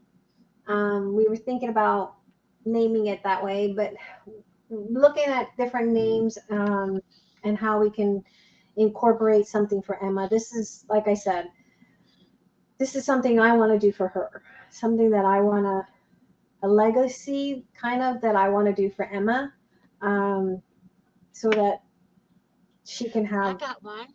What's that? Emma's crafty palace. Oh, that's cute. That's cute. Yeah, we're like trying to figure it out. What do we do? What name do we give it? How do we change it? We're always going to laugh and joke and carry on. Yeah, that's never going to change. That's never going to change. But it's just like I want to be able to. Ooh, I want to be able to offer her crafting on a budget with Emma. That's a good one. there you go. And I like All you that. have to do is add with Emma. Right. And I like crafting on a budget because, like I told her, I said a lot of the suppliers, if I was to contact them, they knew about crafting on a budget. And so I didn't want to change that because that's part of me. And I want Emma to have a part of me. And because of crafting on a budget, in some shape or form, Karla did meet Emma's daddy. And without Emma's daddy, Emma wouldn't be here. Right. And so without crafting on a budget, I think in a sense, Emma wouldn't be here because Karla never wanted kids. She never thought she could have kids, to be honest. I never thought that would ever happen. Yeah. Well, she didn't think she could have kids because you don't have a normal cycle. No, I definitely don't have a normal cycle. It's never been normal. Yeah. And so it was kind of shocking that she got pregnant because if you had your period maybe 3 times a year. Oh, no, not even. Sometimes it'd be like once or twice a year. Yeah. So it's been crafting that name brand. It's for her. Yes. I like that. Crafting on a budget with Emma. And that's probably what we're going to do. We're going to definitely start creating things for Emma's sake, to give her a better future, to give her something more stable, something that's built for her, that a safe haven for her, something that she can count on, something that when she gets bigger, look, Sherry's daughters, truly a best. Yes, Sherry's daughter, her granddaughters, it's all a brand. Sherry started her brand because of her, her daughters, right? Sherry, you a lot of your besties are based off your daughters. And so that's kind of what we want to do. We want to build something for Emma. We want Emma to have something, a foundation, something that's she can rely on. Yeah. So yeah, for her. So I'm doing it for her. I told Karla last night when she was upset, and I think the whole her postpartum. Oh yeah, postpartum. I've been feeling it. I told her like the other day, May, if you ever get tired of that baby, I'll take her. Okay. You have to fight me first, bitch. She's got a lot of nanas because I know there's so many of you guys, and we're so blessed that she's blessed that she has a lot of nanas and aunties and all that, because you guys have been amazing. And like Vanessa's been on speed dial, Miss Margaret, Miss Carol. I mean, you guys have been so amazing. And Cherry, I'm gonna say this. You gotta go through me to get to her, okay? And that's why I want to keep it clean. I want a safe haven for Emma, that when I'm crafting, she can, as she gets older, she can come up and craft with me. I know Vanessa has her granddaughter. Like, we've had Vanessa's granddaughter crafting along. Y'all have my granddaughter and my grandson craft with me. Giveaway prize. And he still does. And we've been working on a project for the ladies. There's something that we've been working on.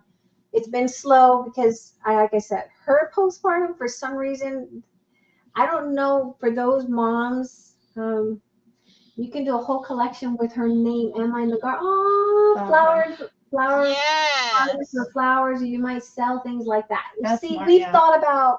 I've thought about papers. I've thought about all kinds of stuff for her, and it's like money was there. Money wasn't the problem.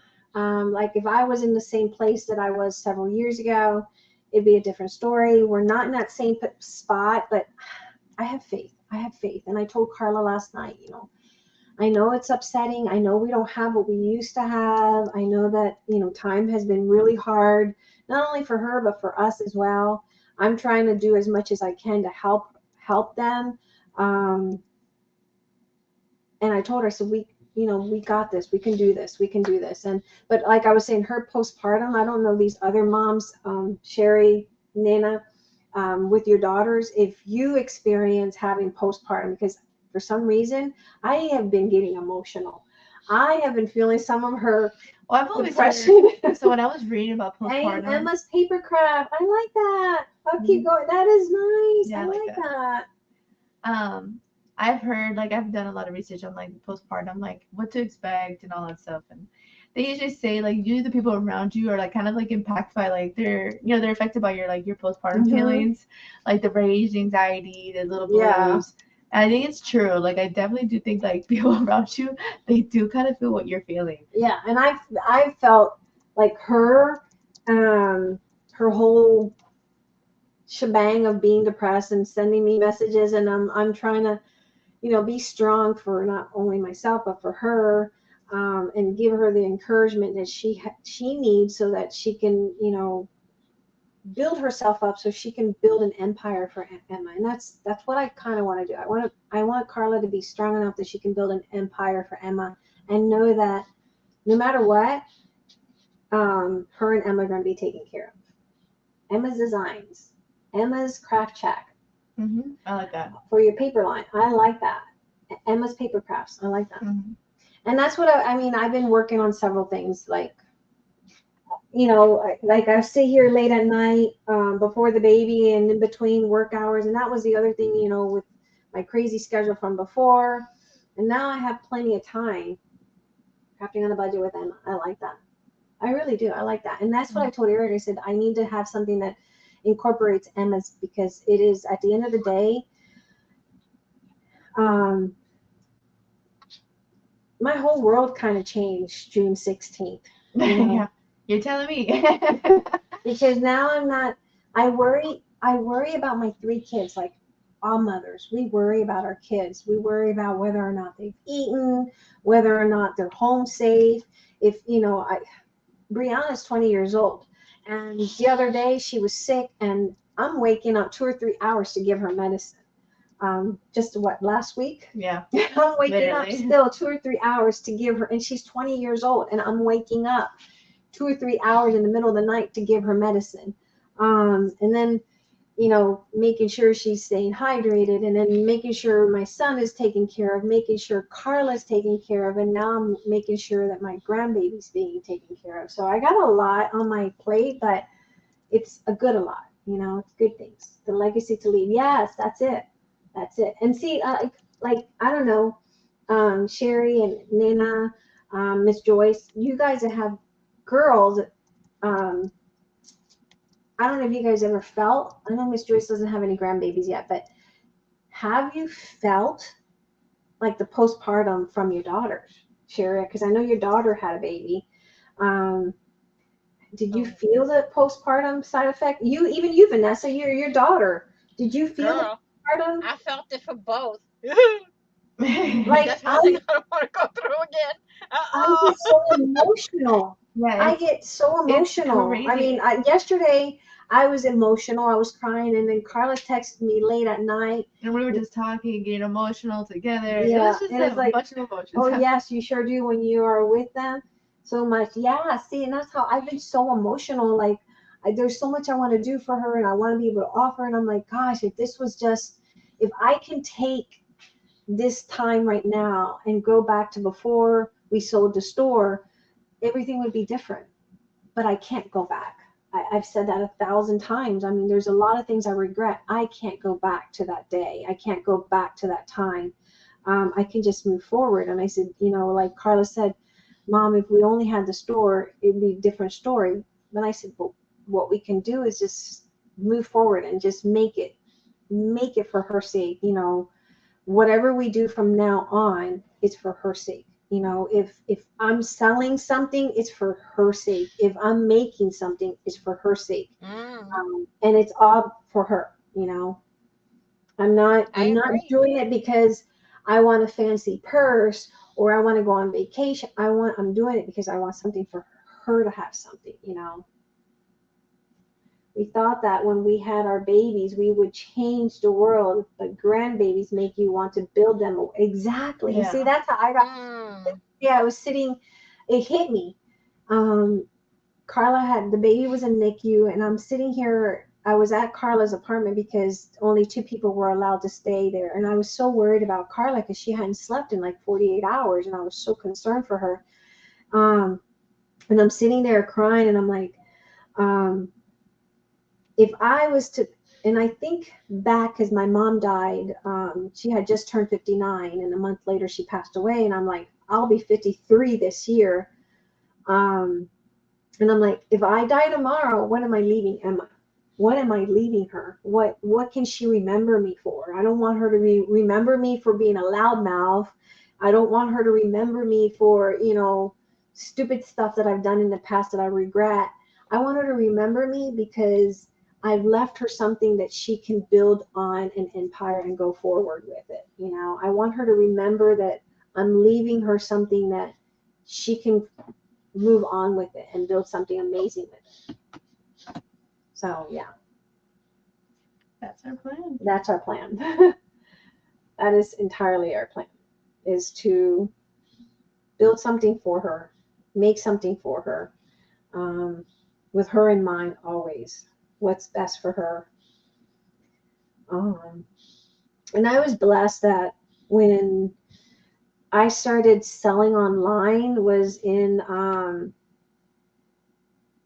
I started small in November of 2011.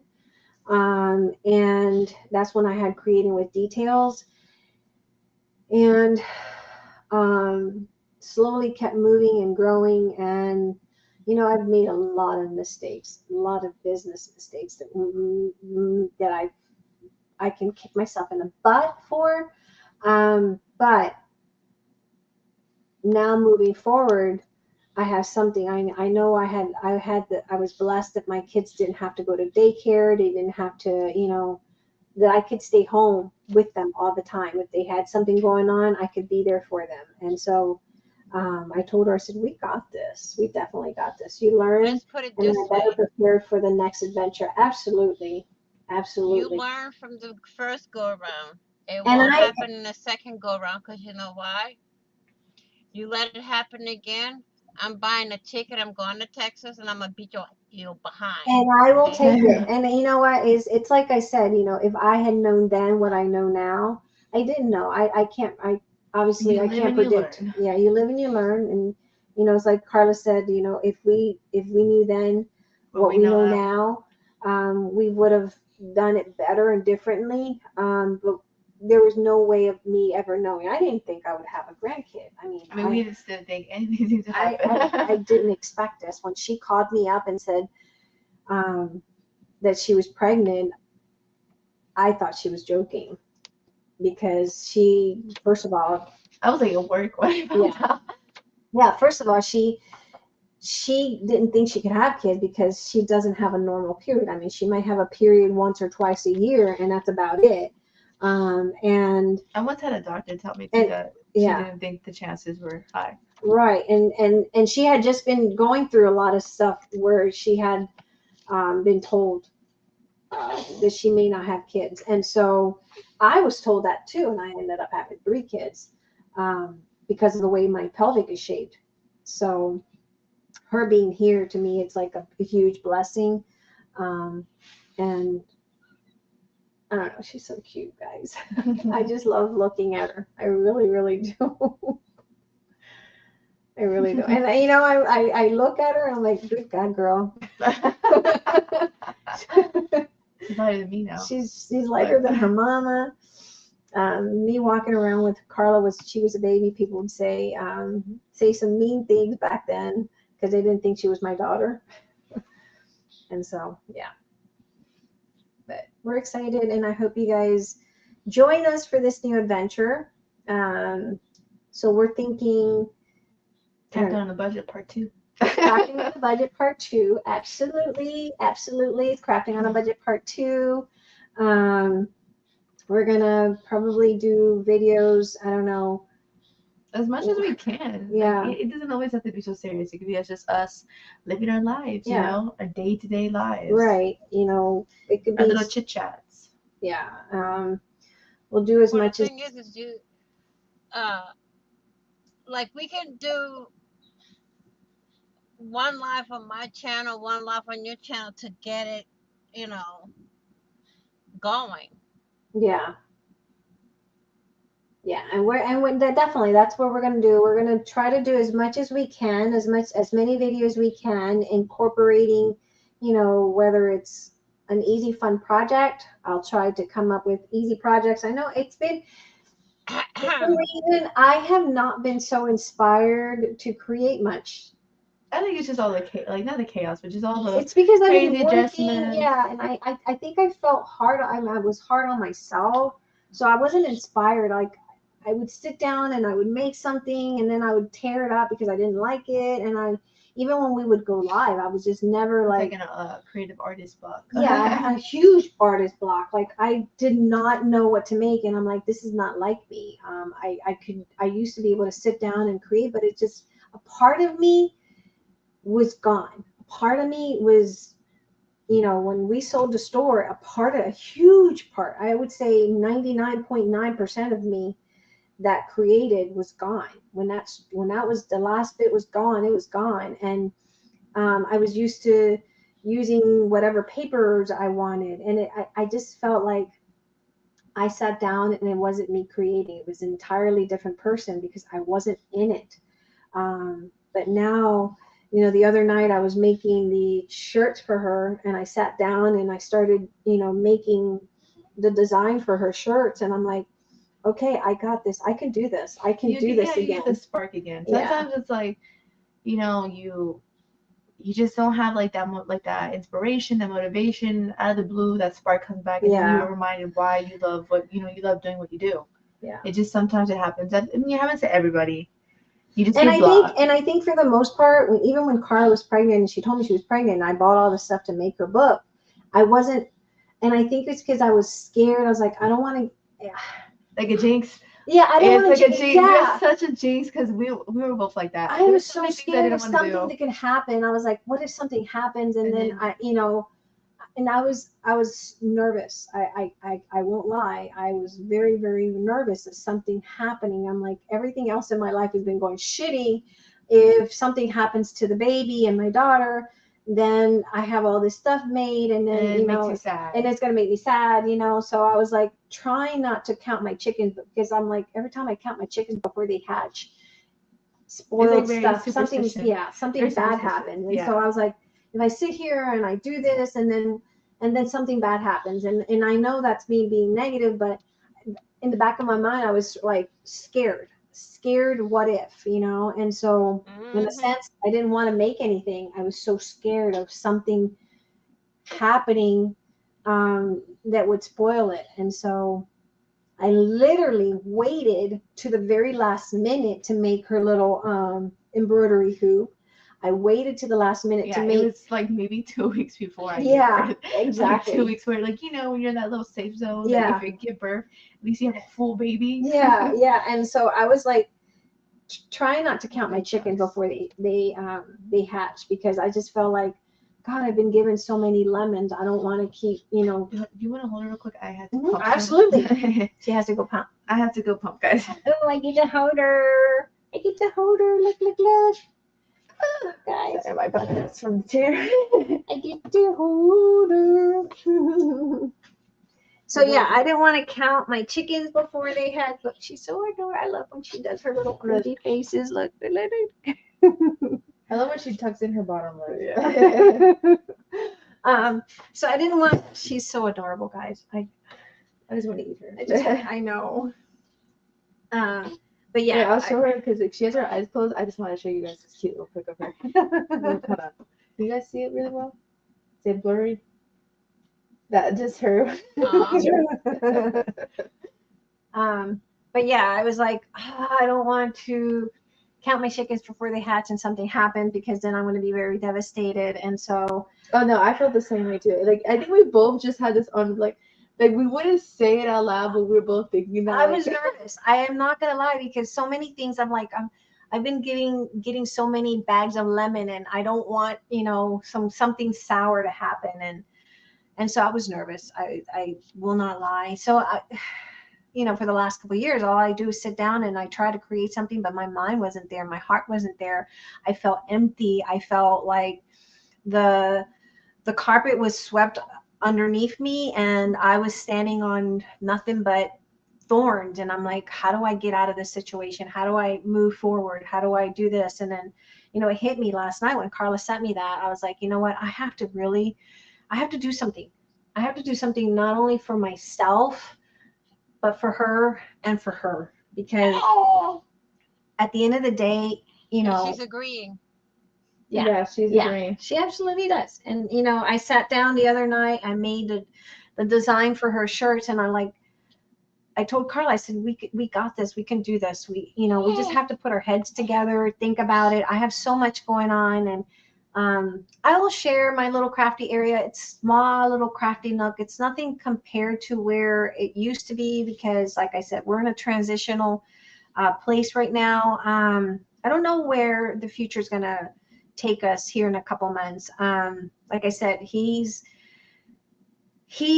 looking at other jobs out of state that will pay him a little bit more money because obviously he doesn't make that much money, but he does his job. He's very passionate. He's very passionate about it, but he doesn't make that much money. And he knows with Emma, like he needs to do, like we need more. Yeah, he knows that what he makes is just enough to, cover their living expenses in the apartment, and so. And the basics, but babies always need more. Basic, you do. Yeah, I mean they grow out of clothes. I mean diapers, and, my God. Yeah, so like I told Eric, he doesn't have a job. I don't have anything that's holding me down. Nani's always our little sidekicks. I said we can uproot and go wherever they go, because I don't want to miss a moment of it. And then it's probably me. We're like a super small family. Like, we really only have each other. So it's like if one goes, we all have to go. Yeah, and I said, wherever when she got the word that he was looking at a job at Wyoming, she texted me and she says, Mom, what am I going to do? If he gets this job, they're saying that he could get this job. It's just a little bit more money. Not honestly, I don't understand how they pay teachers because they don't pay a lot. And so he was looking at, was it $30,000 a year is what they were saying. Well, they changed it. Remember, they changed it at the last minute. Like 40. No, it was like 45 at max. At max. That's like with experience. But then they changed it down to 30,000. And it was like literally last minute, and we're like, what? Like, come on now. Like, and so he was gonna apply for that position, and of course he didn't get the job. But we just said, you know what, our lease is gonna come up at the end of the month. We'll go with you. No problem. We'll go with you. Rockabye baby under the treetop. When the wind, she loves to be rocked. When the wind blows, and the cradle will rock. When the bell breaks, the cradle will fall, and now will come baby. And look, her little pouty lip. I just love. You guys are gonna get to see all this. No, I'm gonna get to be able to hold on. Let me take this. Look. She got.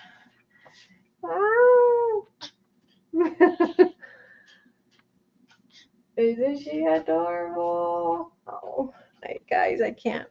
I have to do it. I told Karla I have to do it just for her. Just for her.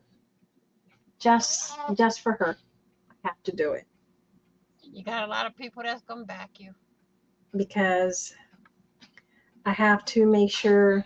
And Carla's pumping. You want to show them what it is? Oh my god. This is how my baby has to. And I feel so bad for her. Okay, look, hold on. I look ridiculous because hold on. You gotta come this way. Let me come this way. I look ridiculous, guys, because I have a big t-shirt on because like it's obviously covering it well. Look at the pumps inside. Wait, get this way. It's like I have fake. Like She's fake pumping. So yeah, but I have to do it. So you guys are gonna join me in this journey, as It'll be a fun journey. As we make something for her. A very fun journey. Yes. Make her a legacy. Yes, I'm gonna definitely make sure that she's taken. I told Karla, I'll make sure Oh, that she's taken care of. crafting on a budget was Emma's legacy. No. Emma approves. Emma approves. Moo shit shit. Yeah. And it hurts her. I know. It really hurts her. Oh my gosh, guys. So when I was in the NICU when I first time had the pumps, I was telling my mom, I was like, it feels like someone is gripping with long nails. I know, and I felt so bad. So it's sometimes it feels like. Oh, thank you, Beverly. Yes. You guys get to see her. So this is going to be, we're sharing Emma with you guys. In other words, you guys are going to be. From our family to yours. Yes, from our family. You guys basically saw my kids grow up, and now you guys get to see my first grandbaby. And I'm excited. I'm truly excited. She's just so knocked out. Like, She is. She loves to be cuddled. She really does. We'll put her in the swinger and she'll enjoy it. Like she'll like enjoy the music and the lights and stuff like that. But she is like in heaven when she's being held. Loves it. Like she's just, and I was so concerned. No boyfriend for her. I agree, Miss Margaret. No. No. She doesn't need that drama. No. She's No got boyfriends until after she's married. no boyfriend until she learns how to craft the right. She's gonna have to craft. She's got to craft. Her pouty lip. Her pouty lip. But look, her hair stands up just like Karla's. It's like, Karla, your hair used to, and her hair is really light brown. It's the premiere of Emma show. Yes. So she's gonna come in here and probably put her little hands on something. We're gonna try to get her handprints. Maybe that's a good idea. Her handprints. A hand and footprint. Yeah, the foot, because her on a little placard. Yeah, so that it'd be like her little Emma's print on something. She's so adorable, guys. She's got so chunky from like the first time. Like, oh my gosh. I remember when I first held her, I was like, oh my gosh, she's like so fragile. I feel like I'll break her. She's so and I think they kind of weighed her wrong. Her footprints. I think that'd be good for like the brand to put her crafting on a budget with Emma. Take her hand and footprint. Yeah. In case her name in a circle at the end of crafting on a budget with Emma. What is and that? Put on one part of the circle have footprint, and the bottom part put her handprint. Yeah. I think that'd be cute. She's making a pouty little face. Yeah, that way. Hey, Miss Donna. Welcome. Thank you. Welcome. Look. This is my doll baby. Aww. She comes in a couple dresses. Yes. And y'all, we can guarantee you on neither of our channels there will be no drama, period. No, absolutely not from this point on. If it starts in the chat, Karla's going to be the mod for both channels. Yeah. And if anything, moderating mod, she can boot them right out and block them. Absolutely. That's just it. Absolutely. It's all going to be for her. So I was editing a video because I did a project for the baby's room. I got some little sanding blocks. And then I'm not sure what my next project is. I did make something with the silhouette, and I wanted to share. Hey, no secrets given away, woman.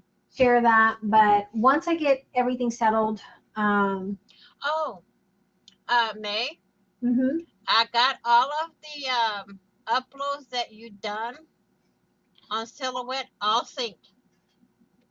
You got all the silhouette uploads. Oh, the Got them paper. all. I synced them all this yesterday. Oh, Yeah, cool, yesterday.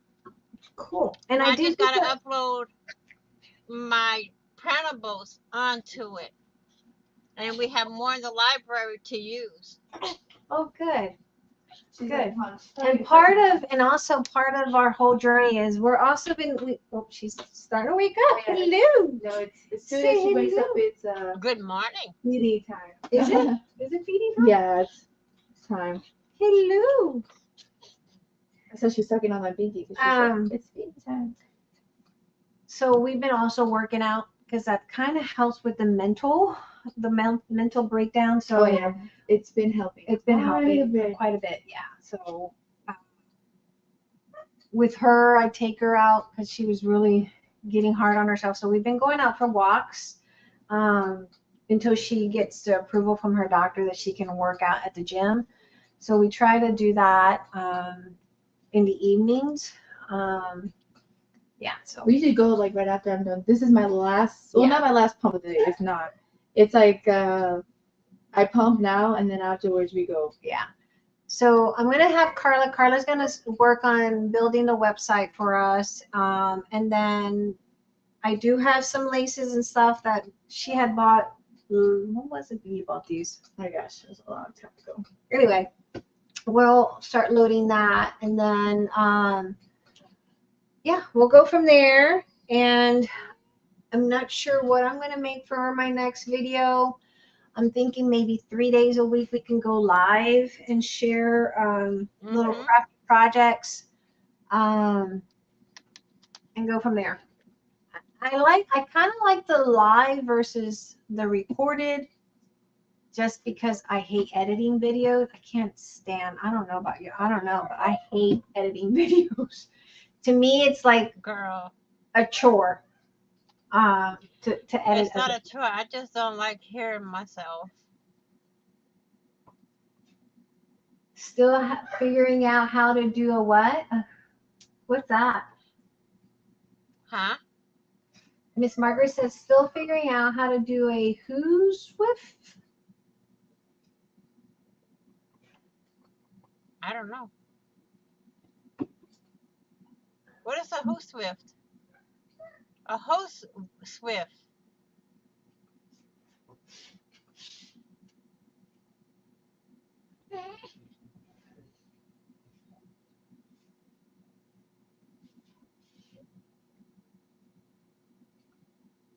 She loves to put her little hand up to her face. She must have been in a womb like that.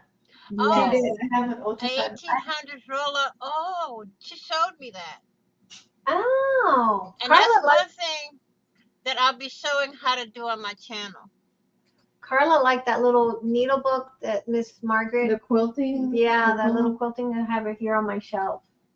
Like I said, my space is not very big right now, but this is like a temporary thing for us right now until we kind of figure out what the next move is, if he's going to get a job in another place, if so, where, because definitely I want to be close to my grandbaby, and interest rates, that's a big thing. And text, well, and it's all over.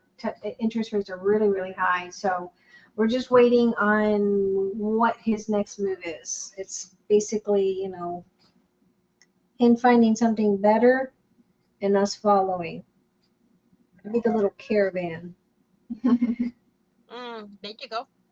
And I think it's because I know when I had my kids, it was so hard. When we moved to Texas I didn't have my mom. Oh my God, it was so hard. I know a lot of people do it, but I think it's because I was so close to my mom. Also because we're Hispanic. Yeah, we're Hispanic, and we're like, we got to be there at their beck and call. And so now it's easy if she needs something. If I make something for dinner, I can, run it by them because I know it's been hard on her to keep track of everything. Multitasking. Yeah. Yeah. It's a whole different level, as she said. My son is closing August 1 satin. Oh, I bet you those interest rates are really high. They're planning and predicting that it's going to go down. But right now I think it was 8 something or 7.5 something. That's really high. So when you're looking at a house that's like, you can't find a decent house that's $270,000. You're looking at a mortgage of like $3,000. We can't afford $3,000 mortgage, 6%. That's not bad. See, our mortgage before wasn't that high. But when you're looking at like $270,000 house and you're paying like a rent of $3,000, we can't afford that. Not, some people do it, but I'm not trying to overstretch our budget and live beyond our means. That's not what I want to do. I don't want to stress out about, no, it's not happening. Nope. So no need to do that. Yeah, so his mom kind of told us the interest rates are really, really high right now. Two family house, that's not bad. So is he gonna rent the other one? So it's like a duplex? Yeah, it's rental property. Oh, nice. So that basically you could rent the other one and probably pay your mortgage with that. Yeah. That'd be nice. See, we thought about that if we got a piece of land with enough land in it, they could probably build something or put a double wide or something. So that's the other option that we're looking at. Even if we got a piece of land, a house with a piece of land where they can put, something there in the land. He's so adorable.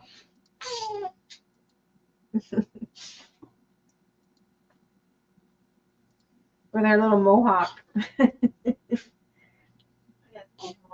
All right, guys. Well, it looks like she's starting to get hungry.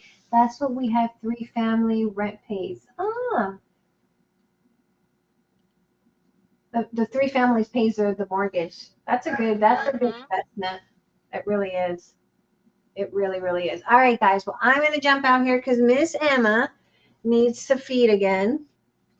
And gotta get ready for the gym right after. Yeah, and we're going to go take Karla for a walk. Say bye-bye. So you put a leash on her now. Say bye-bye. Bye. Bye, y'all. Bye, guys. See you later. Got it.